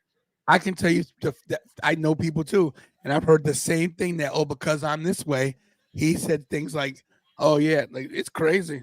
But my thing is this, but then they bring him back. You know, he was at I don't know. I don't want to talk about it. I don't think he's coming back anytime soon. I think because Vince is no longer there and they're not I think those days are gone.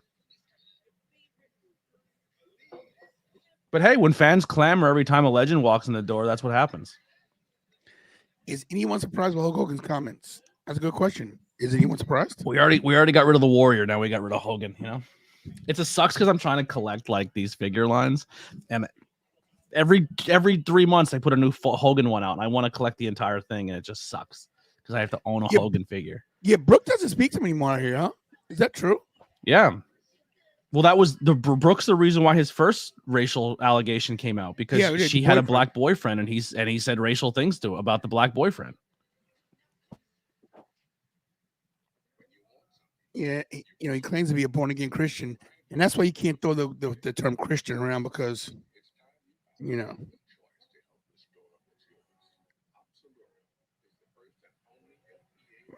Mm-hmm. But yeah, what can you do? Yeah, trash human. I was at WrestleMania Tampa, when he came back from COVID, the first time fans were in the stands, and when he came out with Titus O'Neil dressed like pirates, when I tell you that crowd was only half full, when he came out, the Bulls were like there were 80,000 people in that arena. I mean, he got booed. Mm-hmm. I don't know. Oh, man. Let me show you real quick the new ones I got. Let's see it. Guys, don't forget to hit those likes and share the channel. You guys know we wanted a new name change. The show is now called the Tantalizing Tag Team Wrestling Podcast. I'm still getting used to the name, even though I changed the name. But we're gonna try to get some notoriety with the new name, and Kira's gonna be cutting some more promos, guys. We're gonna be doing the actual podcast is coming back. Only reason why it hasn't is because I am absolutely obsessed with these figures. These are the WWE superstar figures, and they're a mix between the LGNs, not the Hasbros, the LGNs, like the old NWA. Were they NWA figures or were they? called Big Bucks Bobby Dimitri. Oh crap! Who was that? What figure line was that? Like the old Flair? Like it wasn't WCW, but it was like the other territory that got the toy line before, around the same time WWE did. But it's a mix between those figures and the same people who made those wrestling figures also made the He-Man figures. So everyone had unrealistic, like jacked bodies. So they redid those lines, but now it's WWE. And so I got the British Bulldog, Oh man, that looks great. and it has like they're so sick. I try to find them, but love they're that. so hard to find. Like, I got Muhammad Ali Oh wow. Call the producer Kira. and Kane. Oh wow. When they did the Wait a minute. prototype Kane with the cape. I didn't know he had a cape. Yeah, well, this was the prototype. I don't think he ever came out with it, but when they showed the prototype of what Kane was supposed to look like, he was supposed to have a cape. Come here, please. That would have been pretty cool if he had a cape. I like Yeah. that. But these, I collect the whole line of these. I'm trying to get them all, but they're so good. They finally came out with the IC title with them, but I cannot find the figure with it. Mr. Perfect comes with the IC title. Mr. Perfect. Yeah. This match is good, by the way. Oh, put those back for me, please. What? I can't find it. Top shelf? Yeah, anywhere is fine. Hogan got his own beer. Yeah. Hogan has his own beer. Eddie Guerrero has his own beer, but I don't think they make it anymore. Of course, Stone Cold with his IPA. Stone Cold has 2 beers. Guys, the producer Kira is back right there behind me. She's not feeling well. She's under the weather. In case you guys weren't watching the content over the weekend, we were in New York City from Thursday to Sunday/Monday, and Kira was sick the entire time and never told me. Oh, really? She was sick. She was definitely sick. She's a super spreader. She was so sick that she was like she couldn't even. She just fought through it. Never told me one thing. And I look at her. She never told me one word that she didn't feel well. Yeah, I'm more of a fan of Stone Cold's lager than I am the IPA. The IPA is good, but I think the lager is better. I'm not a beer guy. I don't like beer. Yeah, me neither. Beer's gross. Wow. Yeah, I'm not a beer drinker, not at all. There's By the also way, a double IPA, but I haven't had that one yet. It's a 316 can. I'm sorry. This Okada Castagnoli match is pretty good. Oh, nice drop kick there. That's Okada's like thing. He throws really good drop kicks. That's the problem too. Okada. Who are you telling to move, Okada? No one's even in the corner. I'd like, yeah. You see him do that? I think that the cameraman was getting ready to climb up on the apron. Oh. Or the photographer in the corner. Somebody. That's another problem with Okada too. When he did come to America, TNA wrestling really did him dirty.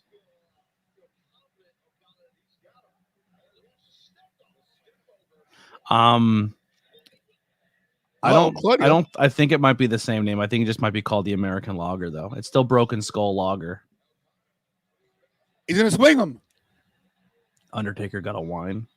He's I know Jericho had Jericho had the champagne, but I've never tried it. Yeah, I never tried it.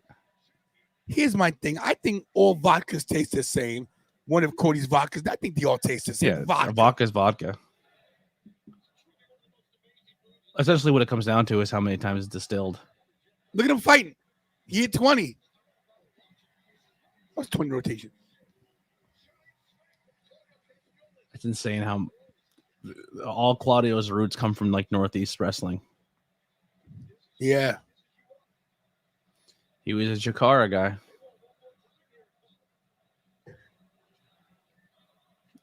And you know who reffed a lot of his matches in his early career? The guy in the ring with him, Bryce.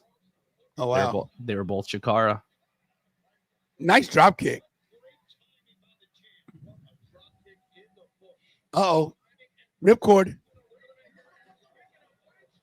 Nice springboard. So good. Corkscrew elbow. Neutralizer. Oh, no. Oh, wow. Wow. What a reversal. What's up, Chet? That was a nice reverse right there. I thought we were going to see a neutralizer. That was pretty good. Mhm.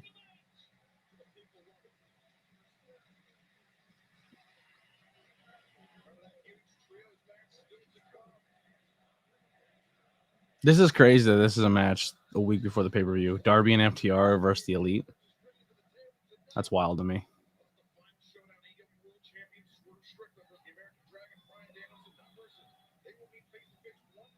The rumor is that Nigel McGuinness is supposed to be coming back to give Danielson a match. That'd be nice. Mm-hmm.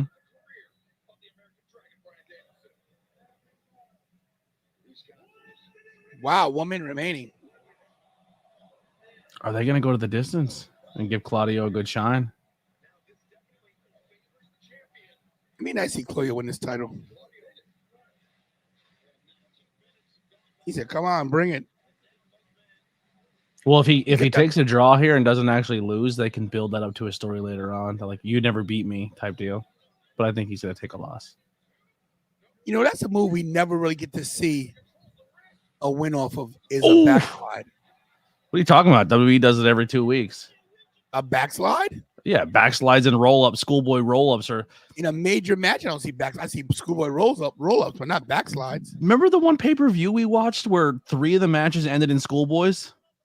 Yeah, schoolboys, but not. But not Jesus Christmas. Oh, look, he got him. Okada's running. Look at this. I think they're gonna end this in a draw. It's a draw. Yeah, that's good for Claudio. That's good for the future of this title. If you want Claudio to get an opportunity, because he doesn't take a loss here.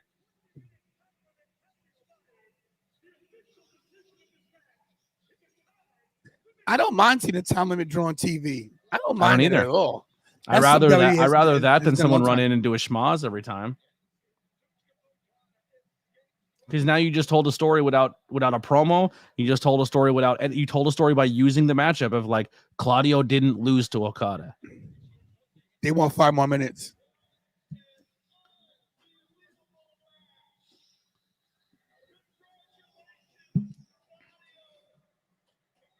Give him 5 more minutes. Those pearls. Oh, there's the new TNT title. He made it all black. Oh, wow.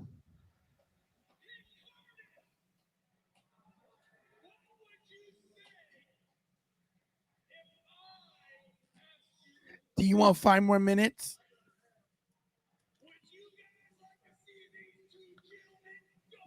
They're not going to let him. Too bad. It's our turn. Get him out of the ring. Get him out of here. It's already 9:37. It's already happening. I can see this turning into a 4-way.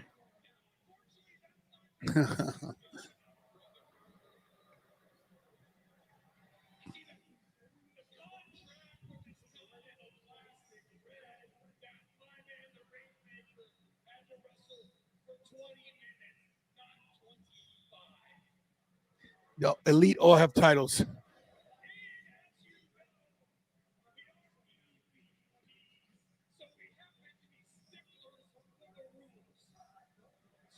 They are finding themselves with this gimmick, though. Yeah. It was real stale at first, but they're finding it. The AEW World Tag Team titles are nice. Yeah, they're very nice. I love the international title. Not so much. The American one's fun, but I like the international title.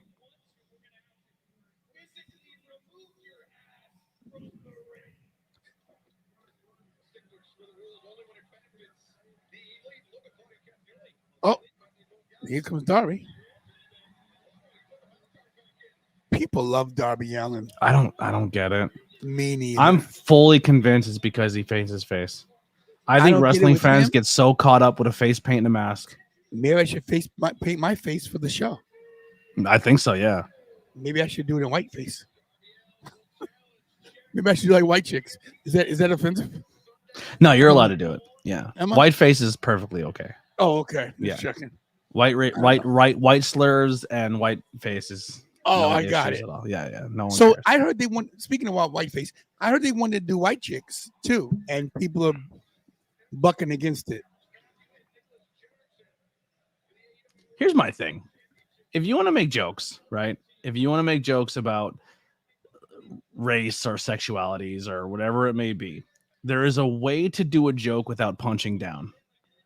You know what I mean? Like comedy is comedy for a reason. I think you can still make jokes and make people go ooh, but not have them come from a place of venom or place of like hatred or mean. You know what I mean? Like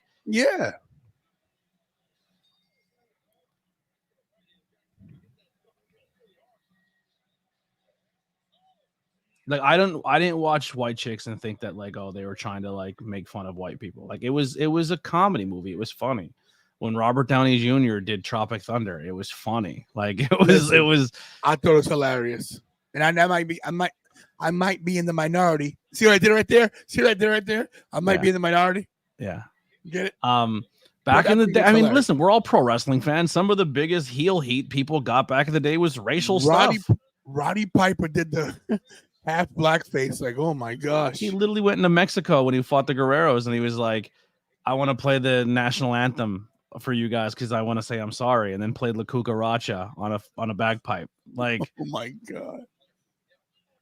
Yeah, Blazing Saddles is a great example. But people watch Blazing Saddles and think it's making like saying the racial slurs. But the entire premise of Blazing Saddles is that the black slave was smarter than all the white dudes, and it was making fun of the white slave owners the entire time. It was to parody that. It was a parody. Yeah.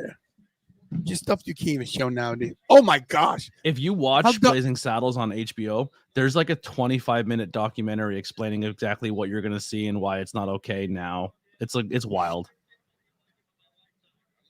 I'm scared for the day that Darby Allin takes a fall the wrong way. Oh, it's look at this. It's not if, it's when. Darby Allin, unfortunately, just throws all caution to the wind. The guy weighs $125, maybe $130. He can't weigh any more than that.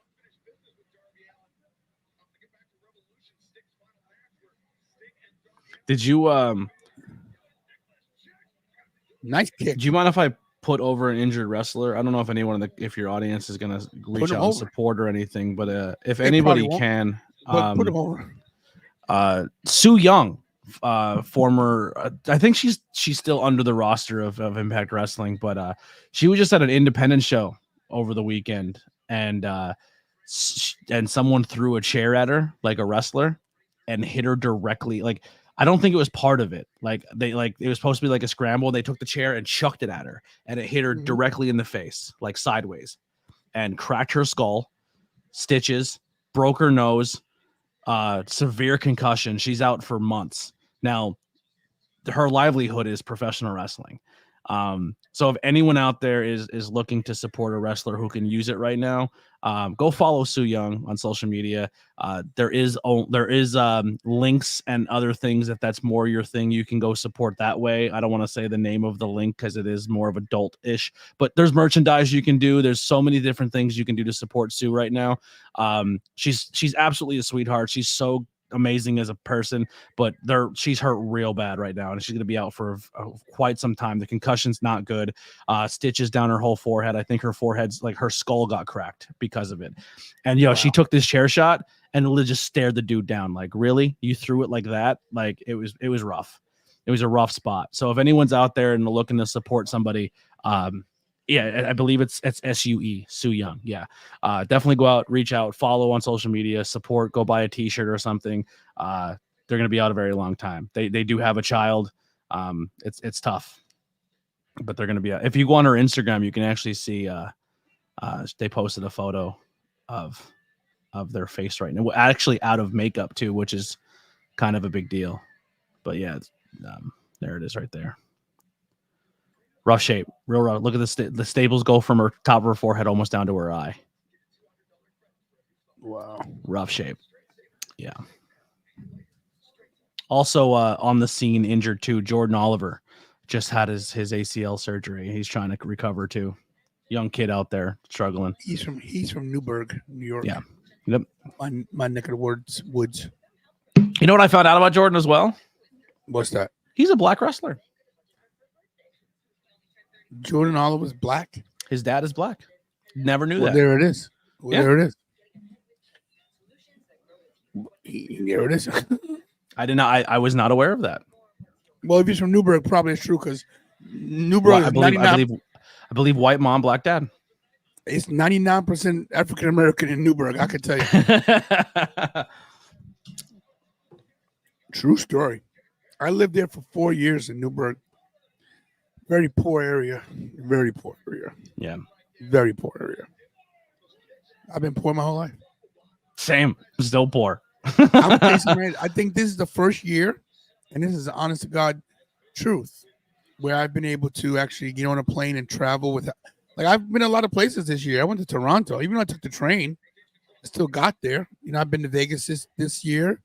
I've been all around the country, Cleveland, you know, for wrestling. I've definitely been blessed with this channel and the support from this channel. And because of Kira, I've been able to actually make some dreams come true. This past weekend at Fanatics Fest, I met more people that want to help me and Kira than I've ever met in my life.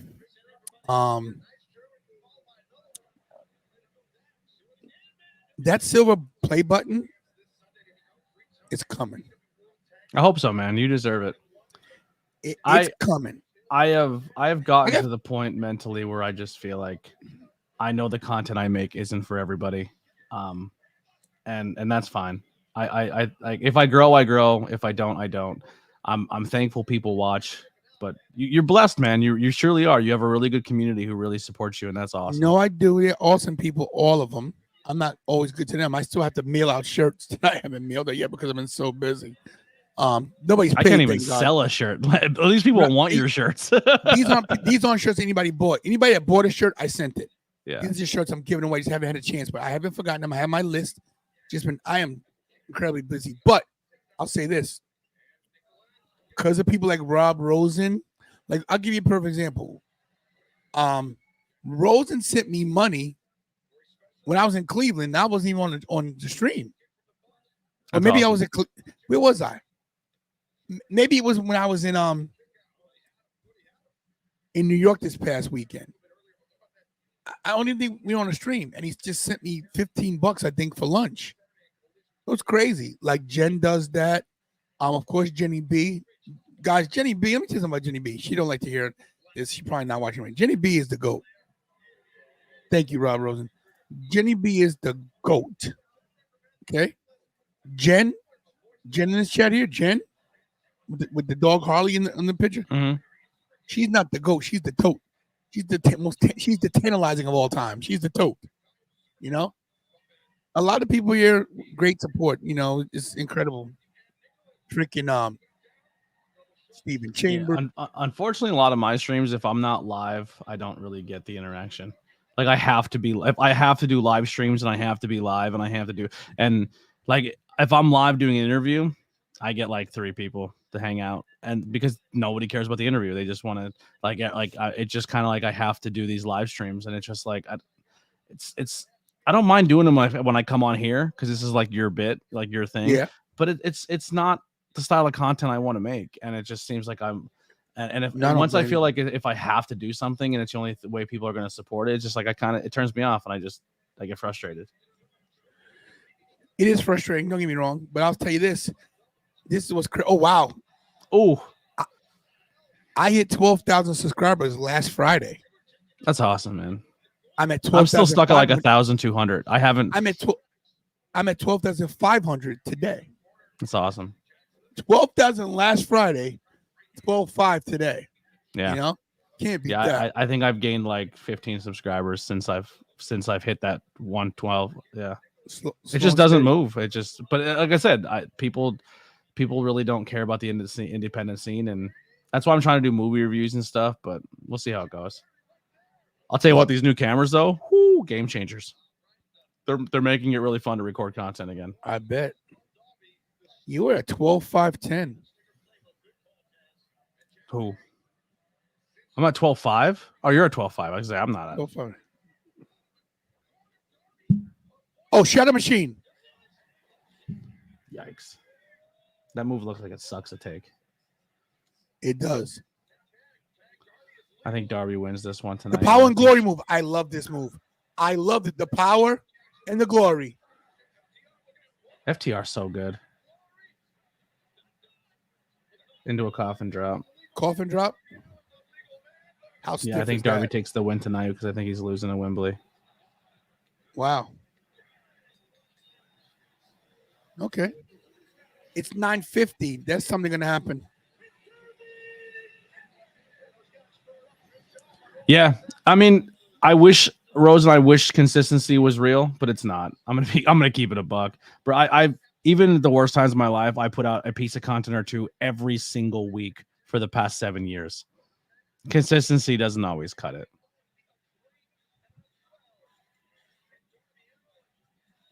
If you're not following trends or putting money into it, it's trends hard is to where grow. it is. You gotta go. You gotta put up what's trending. You have to. Yeah. Hey, I shout out to can't. the Vlog Warriors, by the way. Have you heard of the Vlog Warriors, right? No. The Vlog Warriors are the guys that they go to all the events, talk to the wrestlers. I'll put their channel up for you guys real quick. I have, I have to edit my vlog, by the way. That's why I have to work on after this. These guys have literally oh, here comes your claim. Hold on, I'll put it in a minute.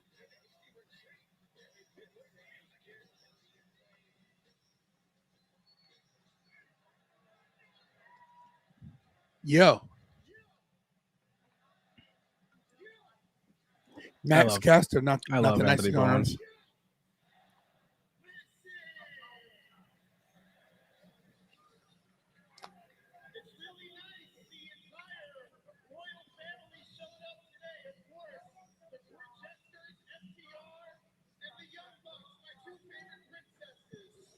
Wow.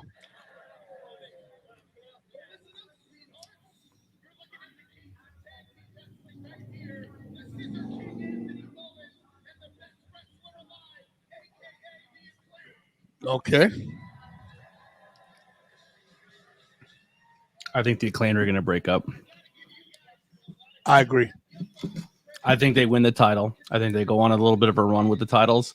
And I think when they lose, I think Caster turns on Max Bowens. turns. Yeah, Max is heel. And I think both of them would excel, one as a babyface and one as a heel, as solo guys.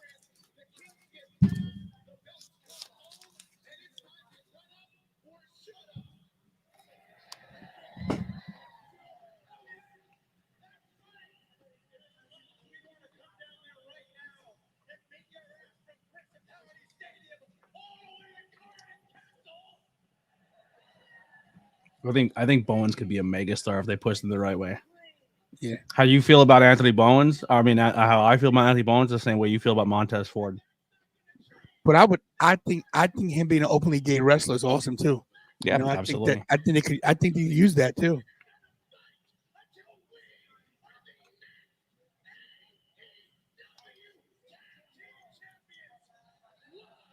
He's such a nice guy too. He is. Yeah, I think it's crazy how he's such a nice guy, and the other one is not such a nice guy. No, yeah, people. Yeah, he's a dick.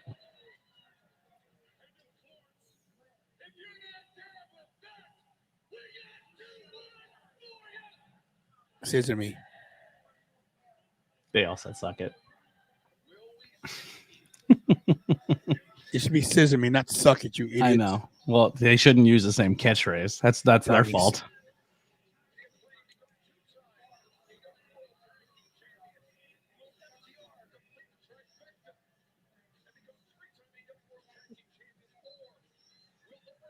They still got time. Yeah, got 7 minutes, right? What's going on back here? Oh, they still have the face-off with Swerve versus Danielson. They're going to do. Oh, that's right. That's right.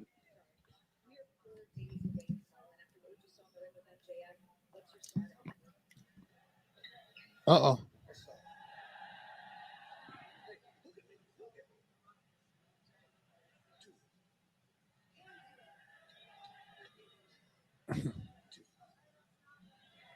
That match is coming soon. Title for title. And he's going to do the Tiger Driver on Danielson. Yeah, he is. And that's it. He's going to end it. I don't think it'll be title for title, but I think it'll be for the world title. Could be. Almost have to turn this air off. I'm freezing. Woo. Yeah, it's getting cold, getting chilly. I got to record another 5 questions tonight with Lily, and then I got to post one for tomorrow. When I tell you it's cold in here, when it gets cold, it gets cold. It gets when my air is perfectly working, it's like 40 degrees in this room. It's freezing. So I man, made different versions of 5 questions now. Oh, did you? Yeah, so I have the normal 5 questions with ABJ, like the 5 questions I've been asking everybody. And then I made one for each style of my content. So I made a wrestling one. I made a pop culture one. I made a horror movie one, a beer one, a devil's lettuce one, and a paranormal supernatural one. Oh, excuse me. You want to do the wrestling one quick? You want to take a test ride for it? Let's go. All right. Who is your favorite wrestler and why?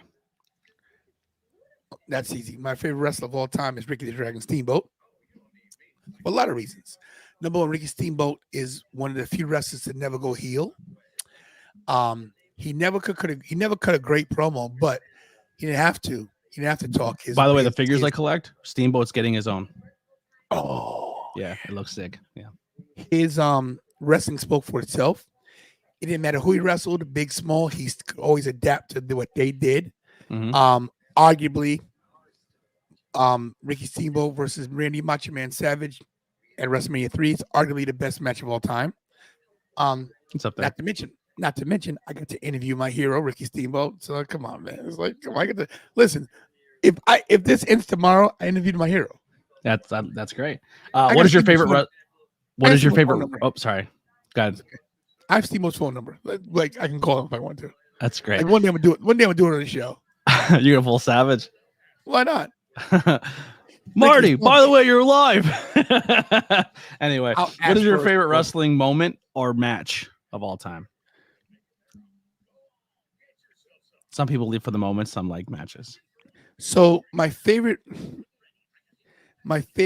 wrestling moment is WrestleMania 38 in Texas, when we got moved from all the way in the top of the rafters, the last seats, all the way to the floor. My guy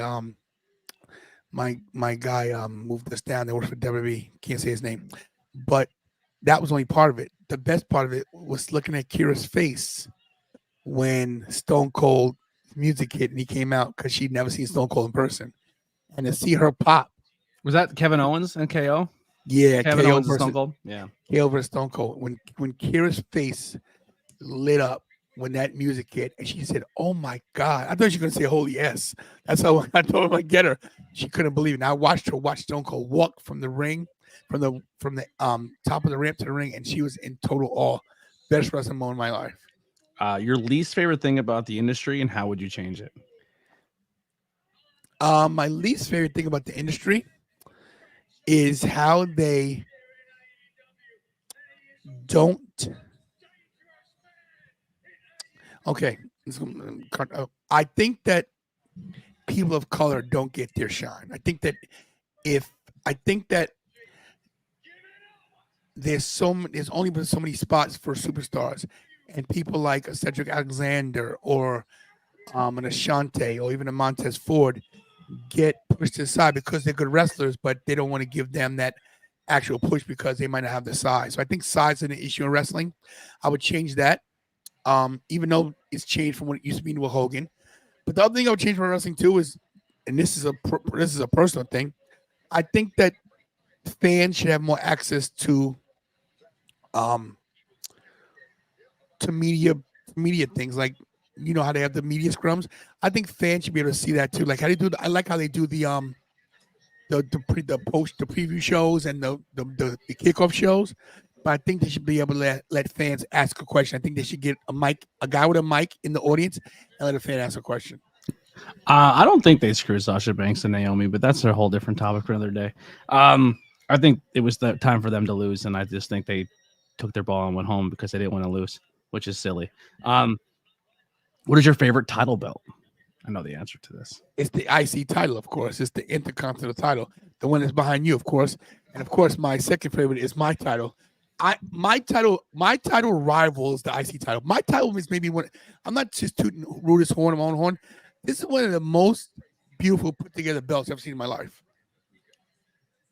Yeah. I definitely eventually will get a Winged Eagle. You have more of the rounded Winged Eagle. I want more of the first generation Winged Eagle with the plate, the thing on the side. I've got both of them. No, I'm saying for your custom. Oh yeah, I got you. Yeah. When I feel like I'm a world champ level, I'll get a world champ belt. There But you go. There you go. I don't think I'm not even considering myself a world champion until I at least hit double like the 10K number, which probably will never happen. But I'm fine with the IC. It's not true. What makes you love professional wrestling? The connection with people. Very simple. My uncle, who raised me, loved professional wrestling. I knew because of him. And now I'm living the same dream that I live with him with my daughter. And it's just a connection. I meet so many different people. I meet a lot of people with special needs. Special needs, kids and adults love wrestling. And and I'll be honest with you, when I see them, I feel sad and happy at the same time, because these guys with special needs, they go there for that one moment to see a wrestling match or to meet a superstar, and it lights their world. And at the same time, it makes you sad because I'm like, wow, they've got nothing else really. But it also makes me be thankful for what I had, because, all my kids are basically, I don't know what the word, right? I don't want to use the wrong word. I don't want to use the wrong word and say that they're not normal, but all my kids have all the facilities and they don't need help. They're not, they don't need help.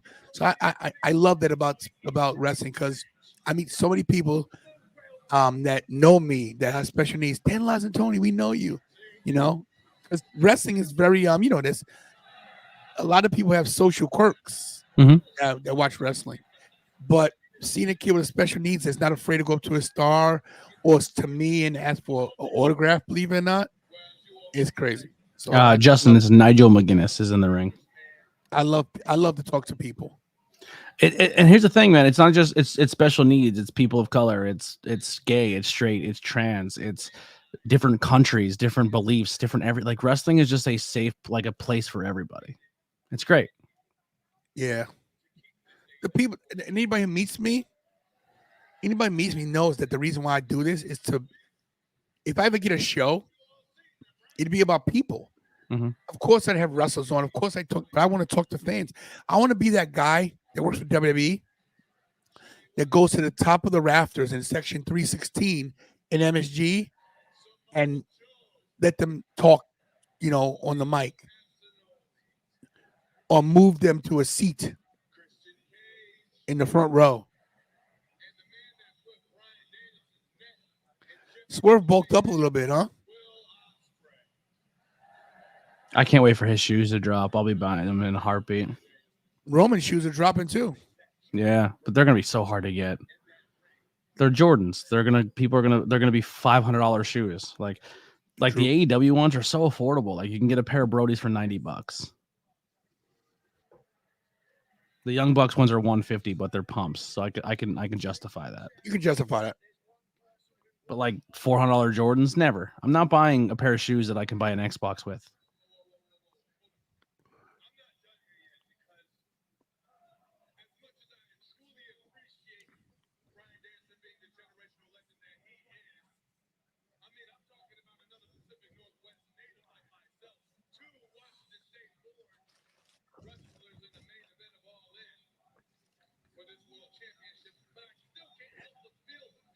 AEW belt's pretty nice too.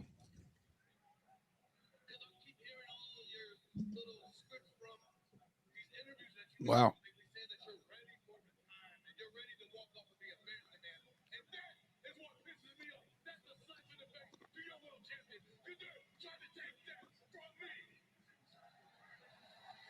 Putting everybody over. I love how he's so deranged looking with his makeup on his eyes.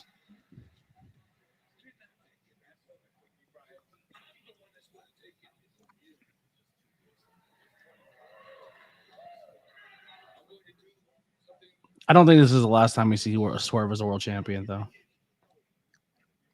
I don't think so either.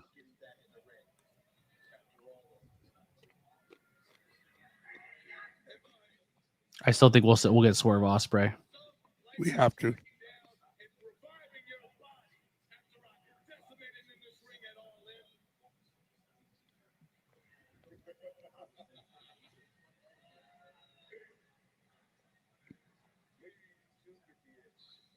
Uh-oh.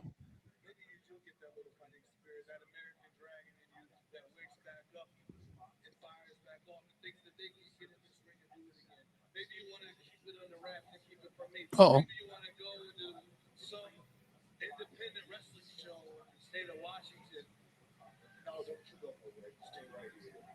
Wow. He's doing the perfect thing as an interviewer. Do not let go of that mic.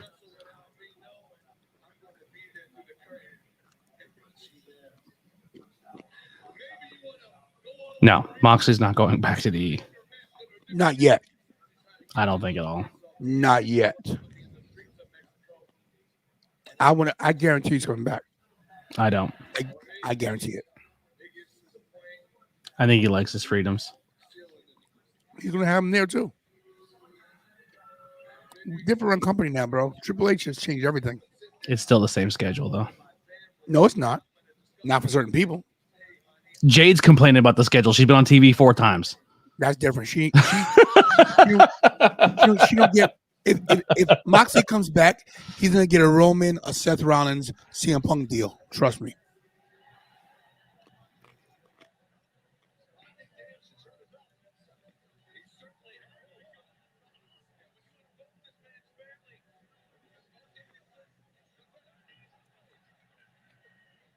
Ooh. Does Danielson get the shine before the pay-per-view?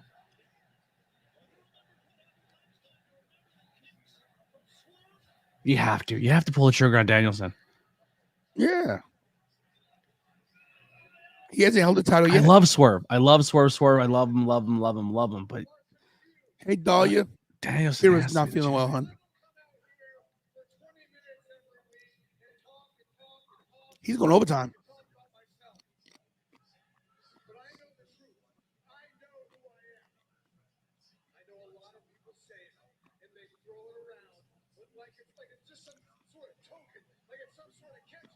Wow. Look at Prisnana.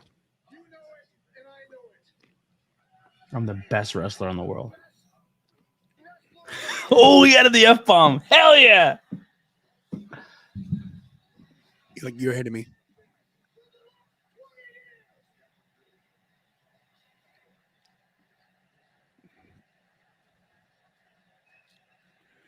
You're way ahead of me.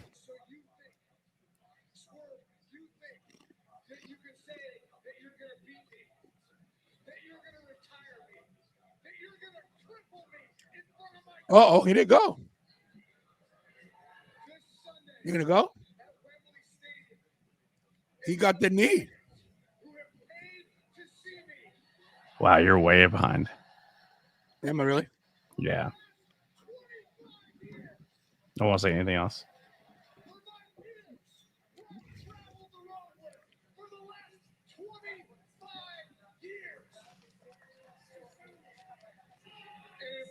Uh-oh.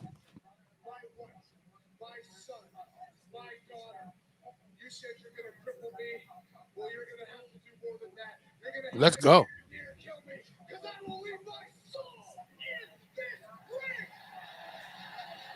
So they're going to Texas next year. Who do you think the Texas star is that's going to leave, like, to get the big shine? Like, Hangman? possibly, you think Hangman? Dustin Rhodes? I think here's my one of my early picks for the women's champion. I can see Athena getting a run at the AEW World Championship. Also, dude, I know it's Not people don't subscribe to ROH and they're not seeing it, but she's doing some of her best work. she's great. She's so good. She's so good. Tony's he's a witness. How much did I mark out that I knew Athena was in the same building? I was like, Yeah. you know who else is? Dude, that was a triple threat for me. Athena, Swerve, and Willow were all right next to each other. Crazy. I was like, She's getting booked right now. She's killing it in ROH, but just people aren't going to pay money for an ROH stream for right now. They're just not going to do it. So the bonus question, Tony, for the 5 questions. Here's your bonus question. Past, present, future, no company barriers, time machine, independent versus mainstream, however you want to book it. You get to book your fantasy match. Any style match. No, it could be a one-on-one, triple threat, tag, however you want. You book your dream matchup.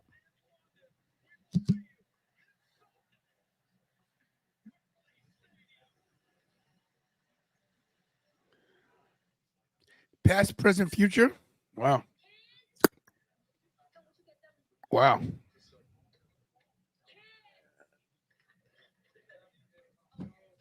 Wow. Fun 5 questions, right? With a little bonus. Yeah, that one's tough.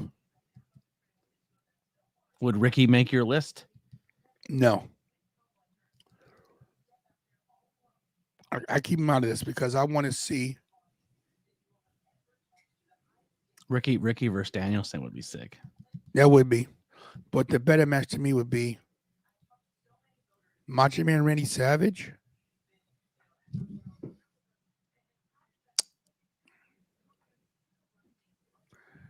That's the matchup. That's the rivalry I wish we always gotten and we never did. What's that? Shawn Michaels and Macho Man. Macho Yeah, Man we wanted want- to retire in WWE and have Shawn be the one to do it. And WWE stuck him on commentary and then he quit and then he went to WCW. Could you imagine? Macho Shawn would be my number 2. My number 1 be Macho Man Randy Savage versus believe it or not, I'd love to see Macho Man Randy Savage go against Triple H. Oh yeah? Yeah, I would love that match because Randy's such a technical wrestler, but he could get down and dirty because Triple H is the kind of guy, he's methodical and he adapts to everybody he wrestles with. So Macho Man versus Triple H is the match I'd love to see. Love it. And the show was okay, Micah. AEW Dynamite was good. It was decent. Yeah, I thought it was fine. I thought it was a good go home show. I mean, I didn't see the very beginning, so I didn't see the very start. I tuned in for Saraya and Toni Storm, but I thought the show itself was a fine.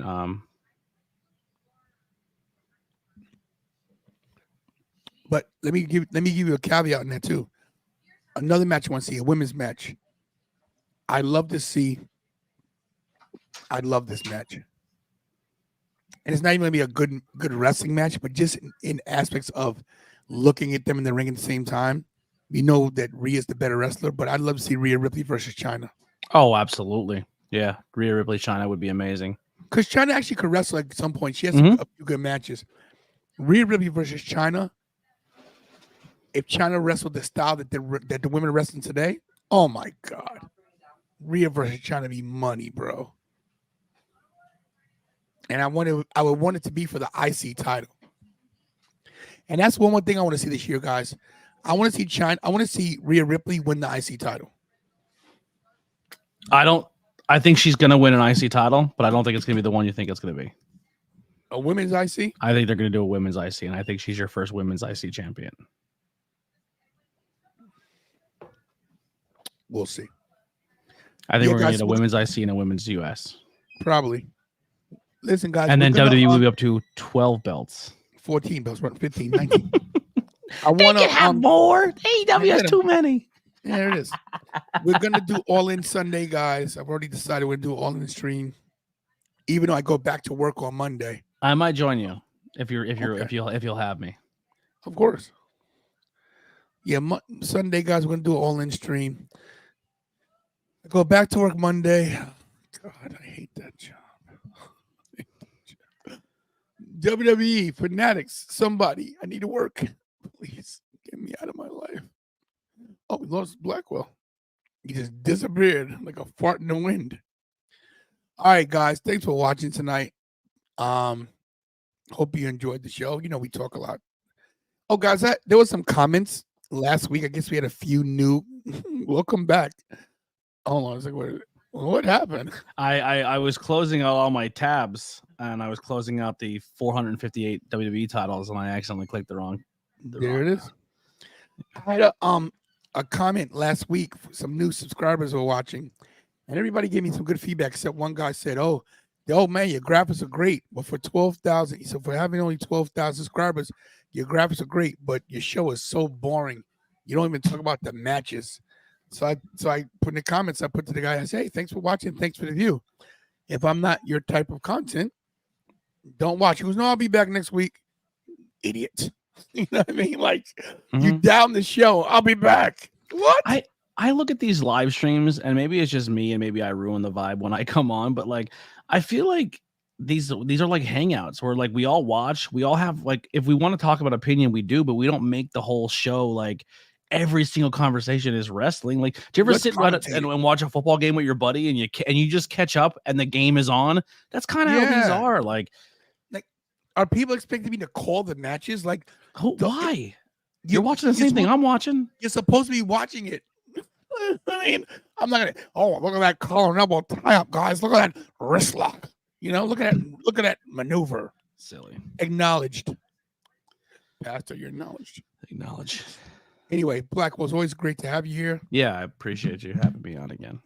Guys, Blackwell stuff is in my list. Just click it somewhere. You know the deal. If you're not into it, you're not into it. It's fine. These guys are already all subscribed. Everybody on this channel right now. This is AEW. Nobody watching tonight. I did this. Humble gave me a text. He goes, "Are you doing a stream tonight?" I said, "I might as well." You know, so what four major things would you good question. Anthony, you take this. What four major things would you want to see Raw change going into the Netflix era? That's a great question. Less recap. I don't need to know what happened every single week, every single moment, what happened before commercial, what happened 2 commercials ago. Cut back on recaps. There's too many. There's too many recaps. I don't need all that. One. Recaps are one. The camera angles are great. Keep those. Shockingly, I would not go to a more mature show, especially in the WWE universe. I think it's suicide. Your audience is very catered to children, and if you start going Attitude Era, you're going to lose a lot of people. Okay, that's 2. 3. I would emphasize more and make your weekly television mean something. I would have major things happen. I would have wins and losses. I would have matches that like where people go out there and actually put on a match where it doesn't feel like it's just a routine choreography routine before they go and set up for a pay-per-view in 3 months. Like I just feel like everything week to week to week is just like going through the motions and then you hit your home run at the pay-per-view. And I get why that's the motive, but like from someone who's been watching so long, mix it up a little bit. Make me feel like I want to tune into your show every week. Number 4. 4 more titles now.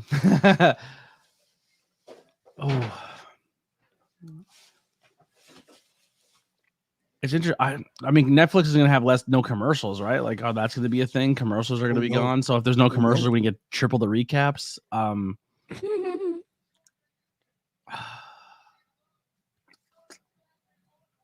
Give me the network back. Like, let's figure that out. Let's get to a point where we can have everything back on a place where we can see all the old stuff again. Yeah, Peacock is a terrible interface. Terrible. Yeah. That's the 4 things I would like to see. What about you? That's good. 4 is tough, but I would definitely go Attitude Era just to see how it would be. You couldn't handle Sexy Red twerking in the ring. You want Attitude Era back? Just 1 month, just for a month. No, I couldn't handle. I didn't like Sexy Red because it was a black thing. I felt that she degraded black people. I think she made black women look bad. That's in my personal opinion. But I want to see Attitude Era. I want to see if they can pull it off. First month. I want to see more women's wrestling. I want to see them get focused on women's wrestling and fix the women's tag team division. Agreed. I'd like to see NXT integrated more with Raw and SmackDown. And the 4th thing, I would like WWE to hire Tantalizing Tony to be a crowd guy, to be the hype guy, to be the guy that talks to the fans. There you go. I love that. They listen. That's a true story. WWE could do a lot worse than me. You know, they could. You know how great I would be, how I would thrive at that place. Just the fans. I'd be that commentator that goes into the fans, like a hype guy, or maybe, like I said, a guy that goes to the guys in the top row, the women, the families that can afford floor seats, and get them moved. Hey, you know what? We're gonna, you know how they move people down. You know, family of the night. You guys get front row, something like that. You know what's shocking though? Like, I know that there is matches during commercials and stuff like that, but there is a lot of downtime at wrestling shows where the lights go dim and they just sit and do nothing and they show a commercial on the Titantron. When you go to a basketball game or a hockey game and there's a timeout, they have it so they do free throw shots. 2 minutes. I'm in the crowd. Here's a bonus question. What do you guys think? And if you win, you get to get a free drink at this stand. Right. What's your favorite wrestler? Like that, and then like once again they go into the crowd, they interact with people. Exactly. Like, it makes you want to be in the arena. I'd be awesome with that. Oh, Yeah. we got 5 minutes between commercials. Oh my gosh, 5 minutes. Okay, here we go, guys. You know what I mean? I would be. I would freaking thrive at that. You know? Sometimes when I went to like basketball games, I was going to a lot of basketball games in Philly because the one job I worked at, they would just give away their box seats, and I would just go because nobody else would drive to Philly to go see a basketball game. I was like, if you're giving away box seats, I'll drive to Philly after work tonight. And I would go and see, like, I literally sat in the box next to Iverson. I was like, that's freaking Island Iverson. But, Nice. but I would go to some of the most fun I had, it wasn't even watching the game. It was like watching those 3-minute bits they would do with fans where like the mascot would go in and mess with somebody in the crowd and they would have it on the Tron or something. You know what I mean? Bring back the Nitro Girls. Cruiserweight division. Now we're up to 13 titles. Right. If they made the 2 secondary titles for the women's, would you scrap the tag team division for the women? Yes, 100%.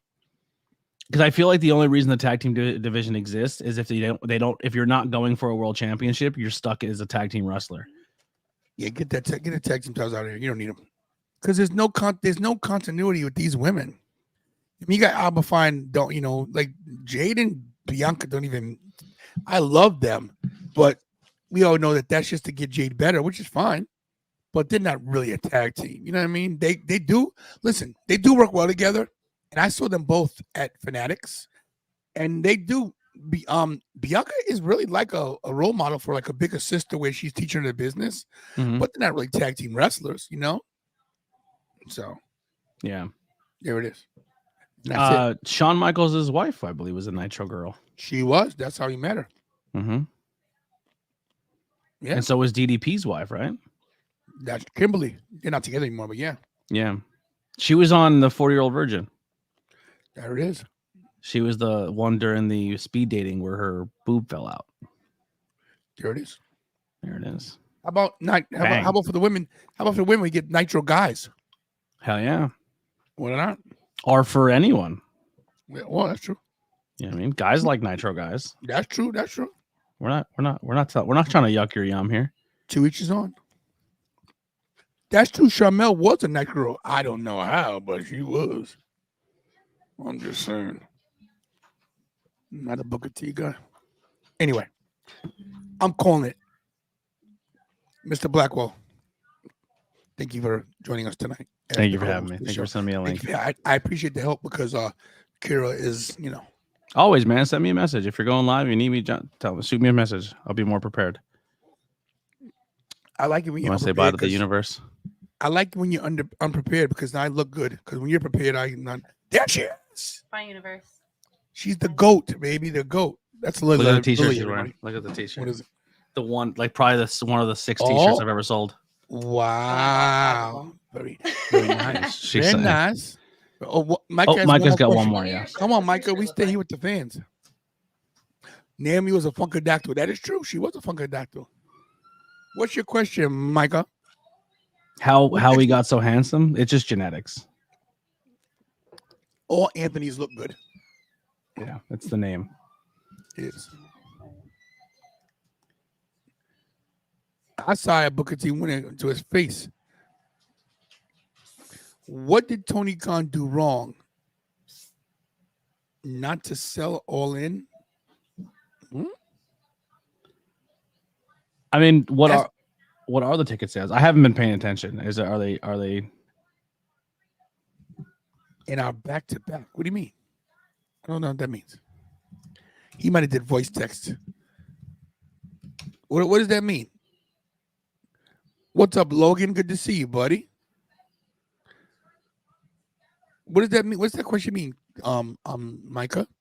What did Tony Khan do wrong? Not to sell All In? Not to sell out All In. Well, what did he do wrong? I'm going to tell you what didn't sell out. Number one, ticket prices are high. That's number one. Number two, the reason why I did so good the first time was because it was the first time. And he didn't really promote this. Even when I seen, like, there's no main. Like, actually, tickets are not that expensive. You can get a ticket for $27.50. I'm on my way. I'm not even joking. People can't afford to fly. And I think that AEW is more American based. They have more American fans. What up? Logan said, guess what? What, Logan? I'm guessing. Guess what?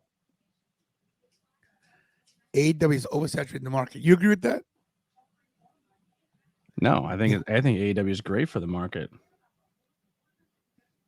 It's not good to just have one company. It's good to have competition and give people more jobs and more people to do things. Oh boy. Oh wow, he got me. He got me. Look at this. Look at this. Look at this. I'm gonna actually put up because it's good. Look. Guess what?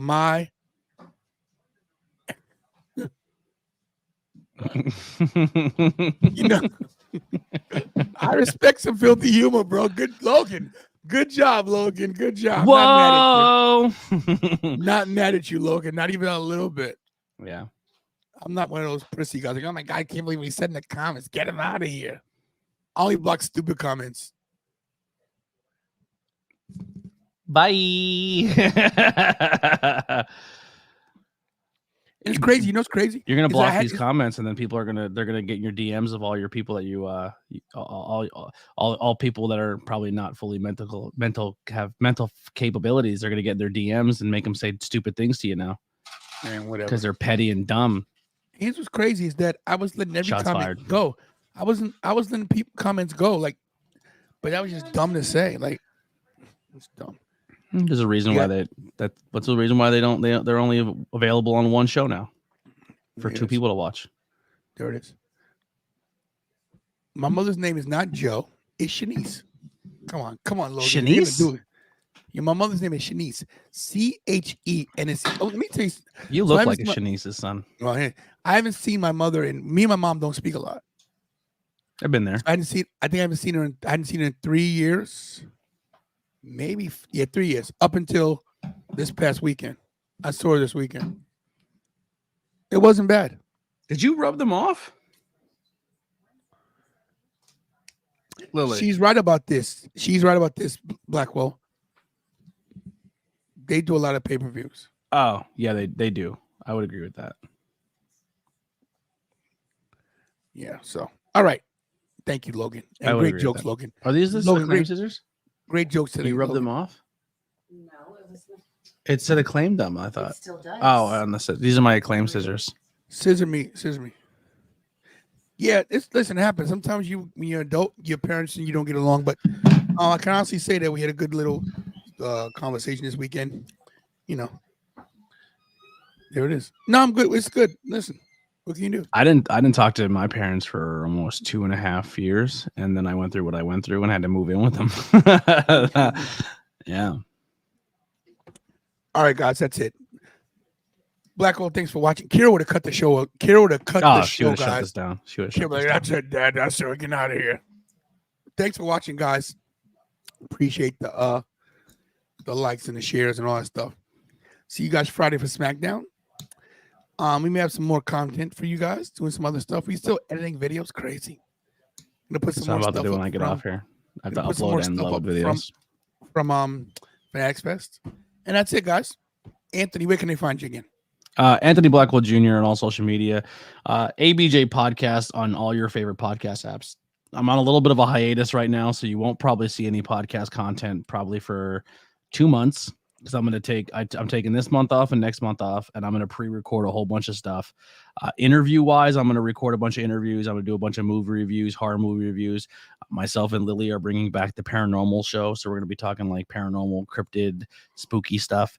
I'm bringing back my beer show. I'm bringing back my devil. I'm starting the Devil's Lettuce show. That's not what it's called, but it's called Blazing Buds. And then we're gonna hit the ground running hard on Tornado Tag.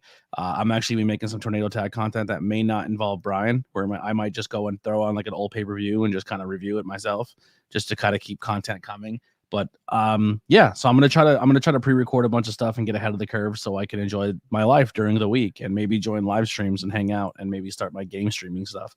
But yeah, a lot of new content coming.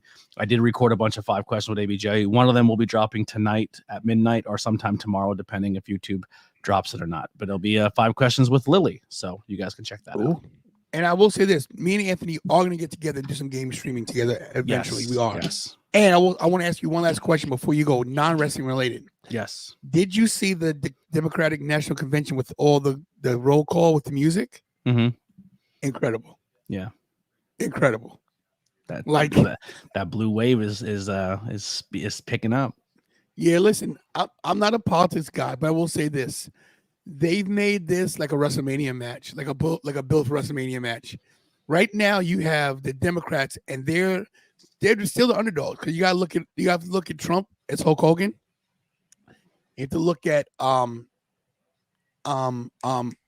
Democrats as the Ultimate Warrior, because everybody thought Hogan's going to win that match back in the day. But here's the thing: I don't think Trump's winning. I thought Trump was going to lose to Biden. I think it would have been closer, but I think because of the women thing, I think because of women's reproductive rights, that's going to put them over the top. Gay rights, that too. Trans rights. Here's the thing: not trying to be political, but what as if you're Republican, you can answer this. What's one right that the Democrats are trying to take away from people on the other side of the spectrum? Name one right that they're saying they're going to take away from people. I'll wait. But the Republicans are trying to take away rights from other people, left and right. Like, why? It's a no-brainer to me.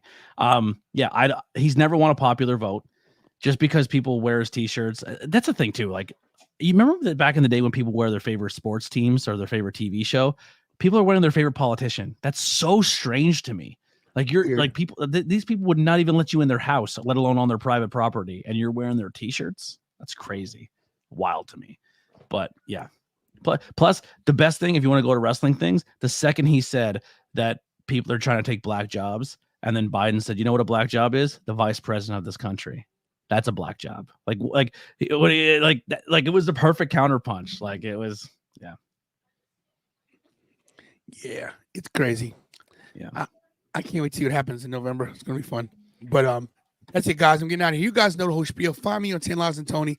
I would give you Kira's Instagram, but I don't know it. By the way, Kira has 12,000 Instagram followers. What? Yeah. Wow. 12,000. 12,000 Instagram. I don't think I follow her. I gotta follow her.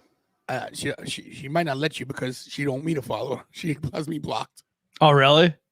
She blocked me because she was doing a live video in the bathroom of her makeup, and I walked in just to, she was dressed, of course, and I saw her talking. I went in there, and the chat went nuts. Hey, it's Kira's dad. They love me over there. Let me tell you one more story before I go. At Fanatics Fest, I would say, honestly, I'm not trying to toot my own horn. Everybody knows I'm conceited or whatever, but a lot of people recognize me. A lot. It was crazy. Out there, brother. It was crazy how many people recognized me. But what was even crazier, Kira was recognized more than me.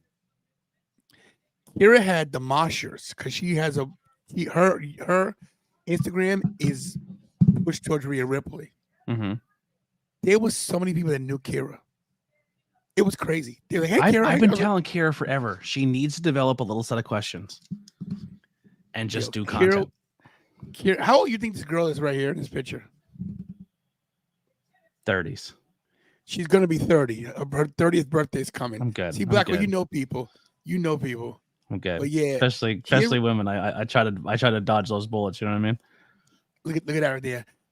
I was at my first ever boxing press conference. That's Mike Tyson's shirt. Look at that. And yo, when I put the title up, show Mike, he said, "Yo, that's nice. That's a nice title. That's nice. I want that title. That's nice. That's nice. That's a nice title." I wish I could have got it on video.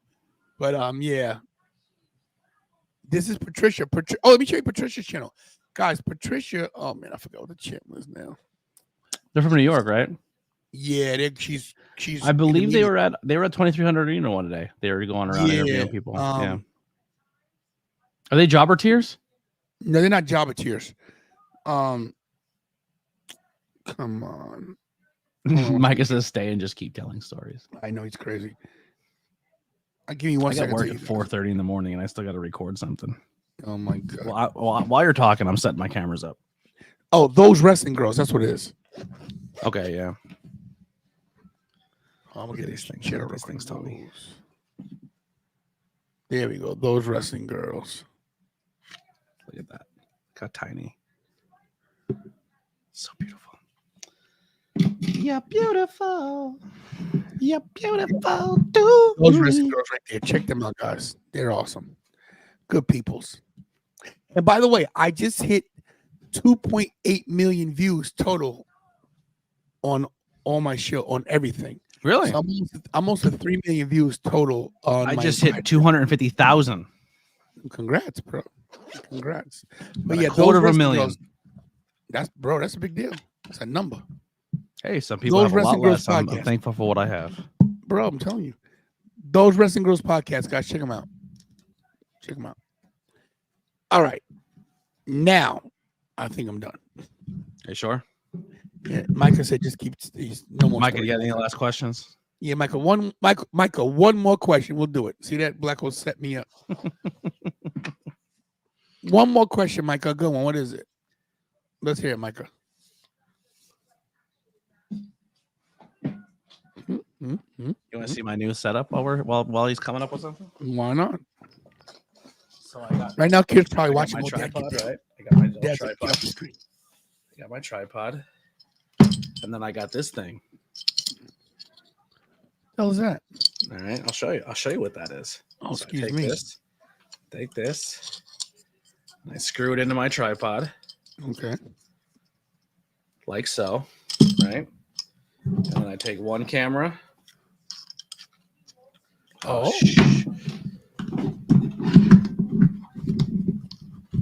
I forgot these little attachments because there's a little screw on the bottom.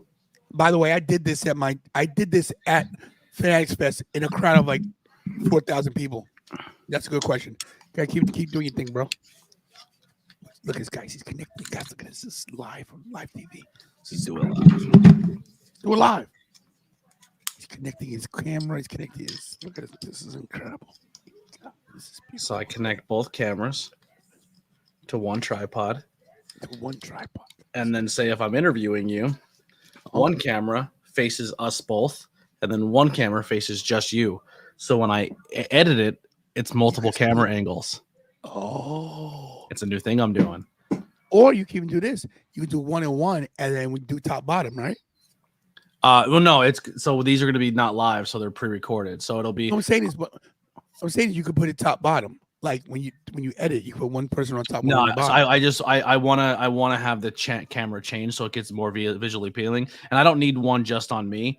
Just me and the guest is fine, so you can see the interactions if there's something a funny face made or something. But I could focus in just on the guest as they're talking. You know what I mean? You know, send me the link for those cameras again because yes, send me the link. And then they come with two little wireless microphones, so you throw one. Send on me you, the one on link. the I'm guest. buying them this week and I'm done. All right, I got you. 5 5 people you want to see John fine. Cena. You want to go first? Go. You go first. No, I'll go first. All right. Very easily. Randy Orton, Okay. CM Punk, The Rock, Roman, and Jacob Fatu. Ooh. Yeah, Jacob Fatu. You went nostalgia. I would go. I'd go Randy. I would go. R-Truth. The reason why I went those ways, just so you know, is because that match could go either way.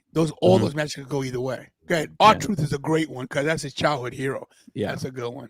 I would do Randy, R-Truth, The Miz, because I feel like we never got that payoff. Okay, true. Because it was like an intergender tag. Not to mention the WrestleMania match was a swerve because Rock bottomed Cena. Yeah, I would do. It sounds crazy. I do Bo. I would have him do the Bray, and I'd have him do a Bo match. Nice. Because I think Bo. I'm no shade at Bray, but I think Bo is better in the ring. Agreed. And I think you would get. And I think the final match is Humble Nails is Cody. I wouldn't do Cody Cena. There's no payoff. We know Cody's gonna win. You know why Cody needs it? Because the last Legend of Walk in the Door buried him. Oh, that's true. And I think John Cena going out on his back and putting Cody over is much needed. Dom would be a good one too. I like Dom. I love Dominic. I think the only thing I think Dominic needs to do, two things. He needs to change his gear. It's ugly. Number one. I like it. And number two, he's gotta bulk up a little bit. He's got to get those arms a little muscular. That's it. Other than that, he's perfect. Yeah. Logan Paul's a waste of time for me. Gunther. I think they're gonna fade away from Logan Paul. I'll be honest with you. The guy can't keep shit on social media. People don't think this is gonna happen. Dude, that boxer is suing the crap out of people as they should. He's one of them. Yep. Dude, I just watched a documentary. Sorry to cut you off. I just watched a documentary called American Nightmare, and it's not about Cody, but it's about this couple who in the middle of the night were kidnapped, and they kidnapped this girl and took her away, and then 4 or 5 days later released her at her parents' house, and they were calling her the Gone Girl. They were saying it was a whole setup and it was all fake, and all the media put this woman through the ringer saying that she faked her kidnapping, faked her attack, faked her SA assault, like all of it. And then they found the guy who legit did it like years later, and she sued them for defamation and lost. Like, but the media and the police department like publicly went out and said they faked everything and they lied and did not do their job. I might have seen this. What was the name of this? It's called American Nightmare. It's on Netflix. I'm gonna check it out. Check it out. It's a good document. Yo, and then here's the crazy part is they took the guy's cell phone, her boyfriend's cell phone, and if they would have like triangulated and tracked his phone, the guy who kidnapped them called his phone and didn't block his number or block the location. And if they would have had his phone on and did their job properly and didn't just immediately thought they were faking it, they would have triangulated the guy within 200 meters of his house, or 200, whatever, like in a small radius of his house, and would have saved her before she would have went through all the awful things she went through. But because they immediately said they were faking it, they literally put his phone in airplane mode and put it in the evidence room. I got something to watch tonight. That's great. It was awful, but like that's the thing with the media, man. Like they don't do their just due. They just put things out there and they ruin people's lives. No due diligence, none. Yep. And that's the thing. And they don't put the same effort into the apology as they did as the damning. True. Yep. Is heel Cena on the way? No. I'm going to tell you something. I always thought no as well. But not on his retirement run. But no. This is how you do it. You bring him back as a heel and then turn him face. Like he should come back and just, I think something should happen where he gets frustrated, he turns heel, and then he goes back. We need heel Cena. Come on, even for a month. So here's where I'll give you heel Cena. His last match is heel, and he's heel against Cody. What? He's gonna tease it and walk away. Mm-hmm. Oh, and he ends Heena's heel, and then Cena at the end gives him the hug and gives him his bat. But I think the build up to the Cody match is Cena heel working the. Is you know Cena what? That's true. I could see that. So you think Cody's his last match? I would make Cody. I think Cody's the future match? of your company, and I would make Cody his last run. See, this is how I book it. This is what I want. I want Cody. I want Randy to be a 16-time champion. I don't know if we get it. I know, and then we get 16 versus 16 for the 17th title. And I don't think we're going to get it. I think John Cena pretty much already said he's not interested in the 17. He says that, but come on, that don't mean that he might not be interested. That doesn't mean Triple H won't do it. They've got the world title. You could do it with the world title. You don't have to do it with the WWE title. Yeah. Not to mention, Cena's never been IC champion. Yep. He got to get IC championship. He's got to. He's got to be a Grand Slam champion. You can't go down in history not with an IC. So he wins the IC title and then lose, and then one of his matches is Sheamus, and then Sheamus wins the IC title because he needs it too. Yeah, they both get it. Yeah, they both. That'd be great. That'd be great. But yeah, Cena versus Cody as the last match would be good. Is this true? I don't think I'm gonna take a rubber wrestler again. If he does, that's crazy. I hope not. And guys, I want to say one more thing before we go. A lot of people gave the WrestleMania ending, the Avengers ending, a bad grade because of the Undertaker. Me. You did, right? Yes, hated it. So you're saying, well, what did he have to do with that, right? Why would Undertaker show up? Mm-hmm. I don't know why they did it, but people gave Stone Cold a hard time. Stone Cold was signed. I wouldn't have liked Stone Cold either, just to be clear. He was signed. They paid him. He was coming. They changed the plans.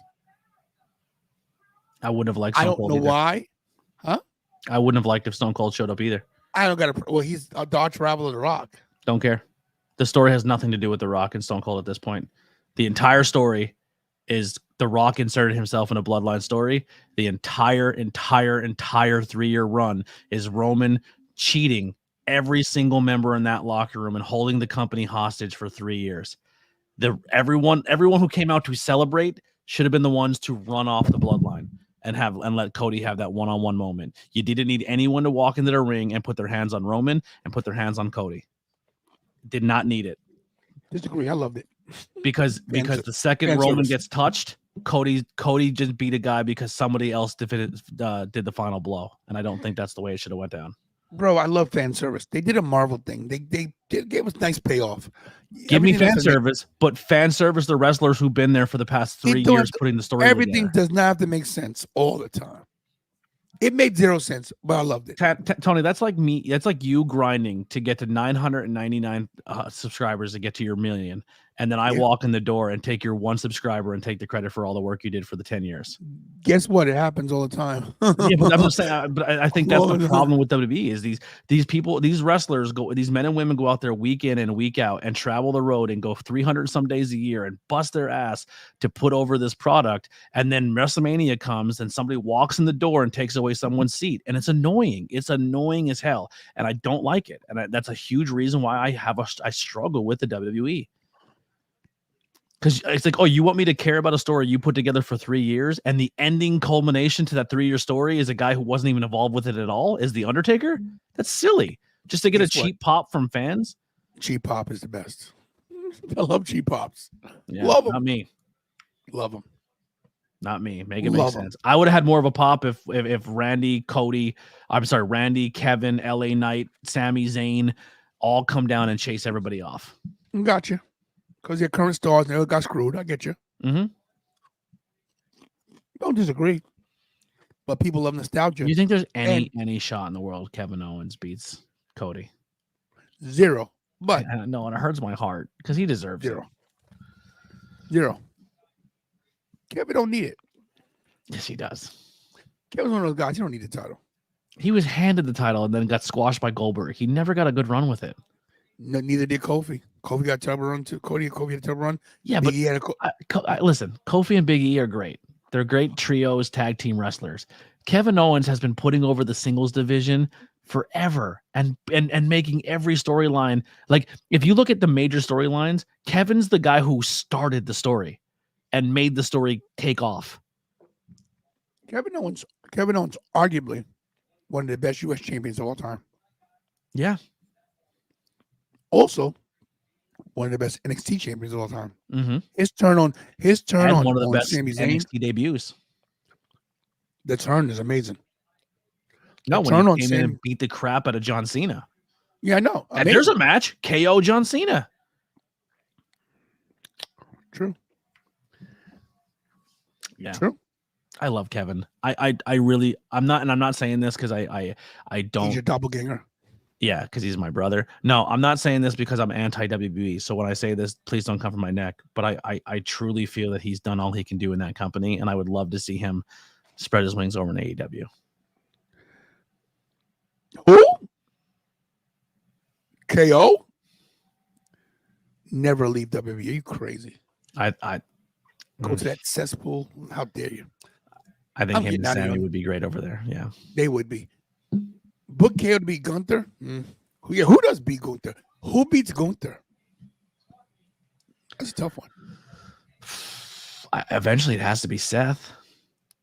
I think we get Seth and CM Punk for the World Championship at Mania. Night one. CM Punk's got a main event WrestleMania. Mm-hmm. Look at. I don't want to talk about McAfee and Cena. That's a terrible match, Micah. Yeah, I think Seth Rollins unfortunately loses to CM Punk at WrestleMania, and CM Punk gets his moment and his World Championship. He deserves it. Hmm. Leave that guy alone. Listen. You're preaching to the choir. I've been pro CM Punk since the start. You used to yell at me. I know. I turned. I was yeah. Gargano, get out of here. They Montez. can't even book Gargano and Ciampa as a tag team right now. It's They're terrible. done. Montez. I'd love it, but I don't see them pulling the trigger on Montez. Let's get out of here. It's almost 11 Let's o'clock. get out. I got to record stuff. Thanks, guys, for watching. Blackwell, we stayed 52 minutes too long. All right, guys, thanks for watching. We did this called the. There it is, cling, cling. There it is, guys. This is Anthony Blackwell. I'm Taylor Liza Tony. Hug your family members because you're not for tomorrow. Pray every day. Pray every day because you got to make it today. And as always, for Kira the producer, for Belly Dancer Bobby. Do you see that video of Bobby? Crazy. And for Magnificent Mikey, I'm Taylor Liza Tony. This is Blackwell. Thank you guys. I love you so much. Everyone who's in the chat, typing and hanging out with us, we appreciate you so much. Thank you. Damn right. Do what we all do best, and that's stay tantalizing. The Tantalizing Wrestling Federation. What the world?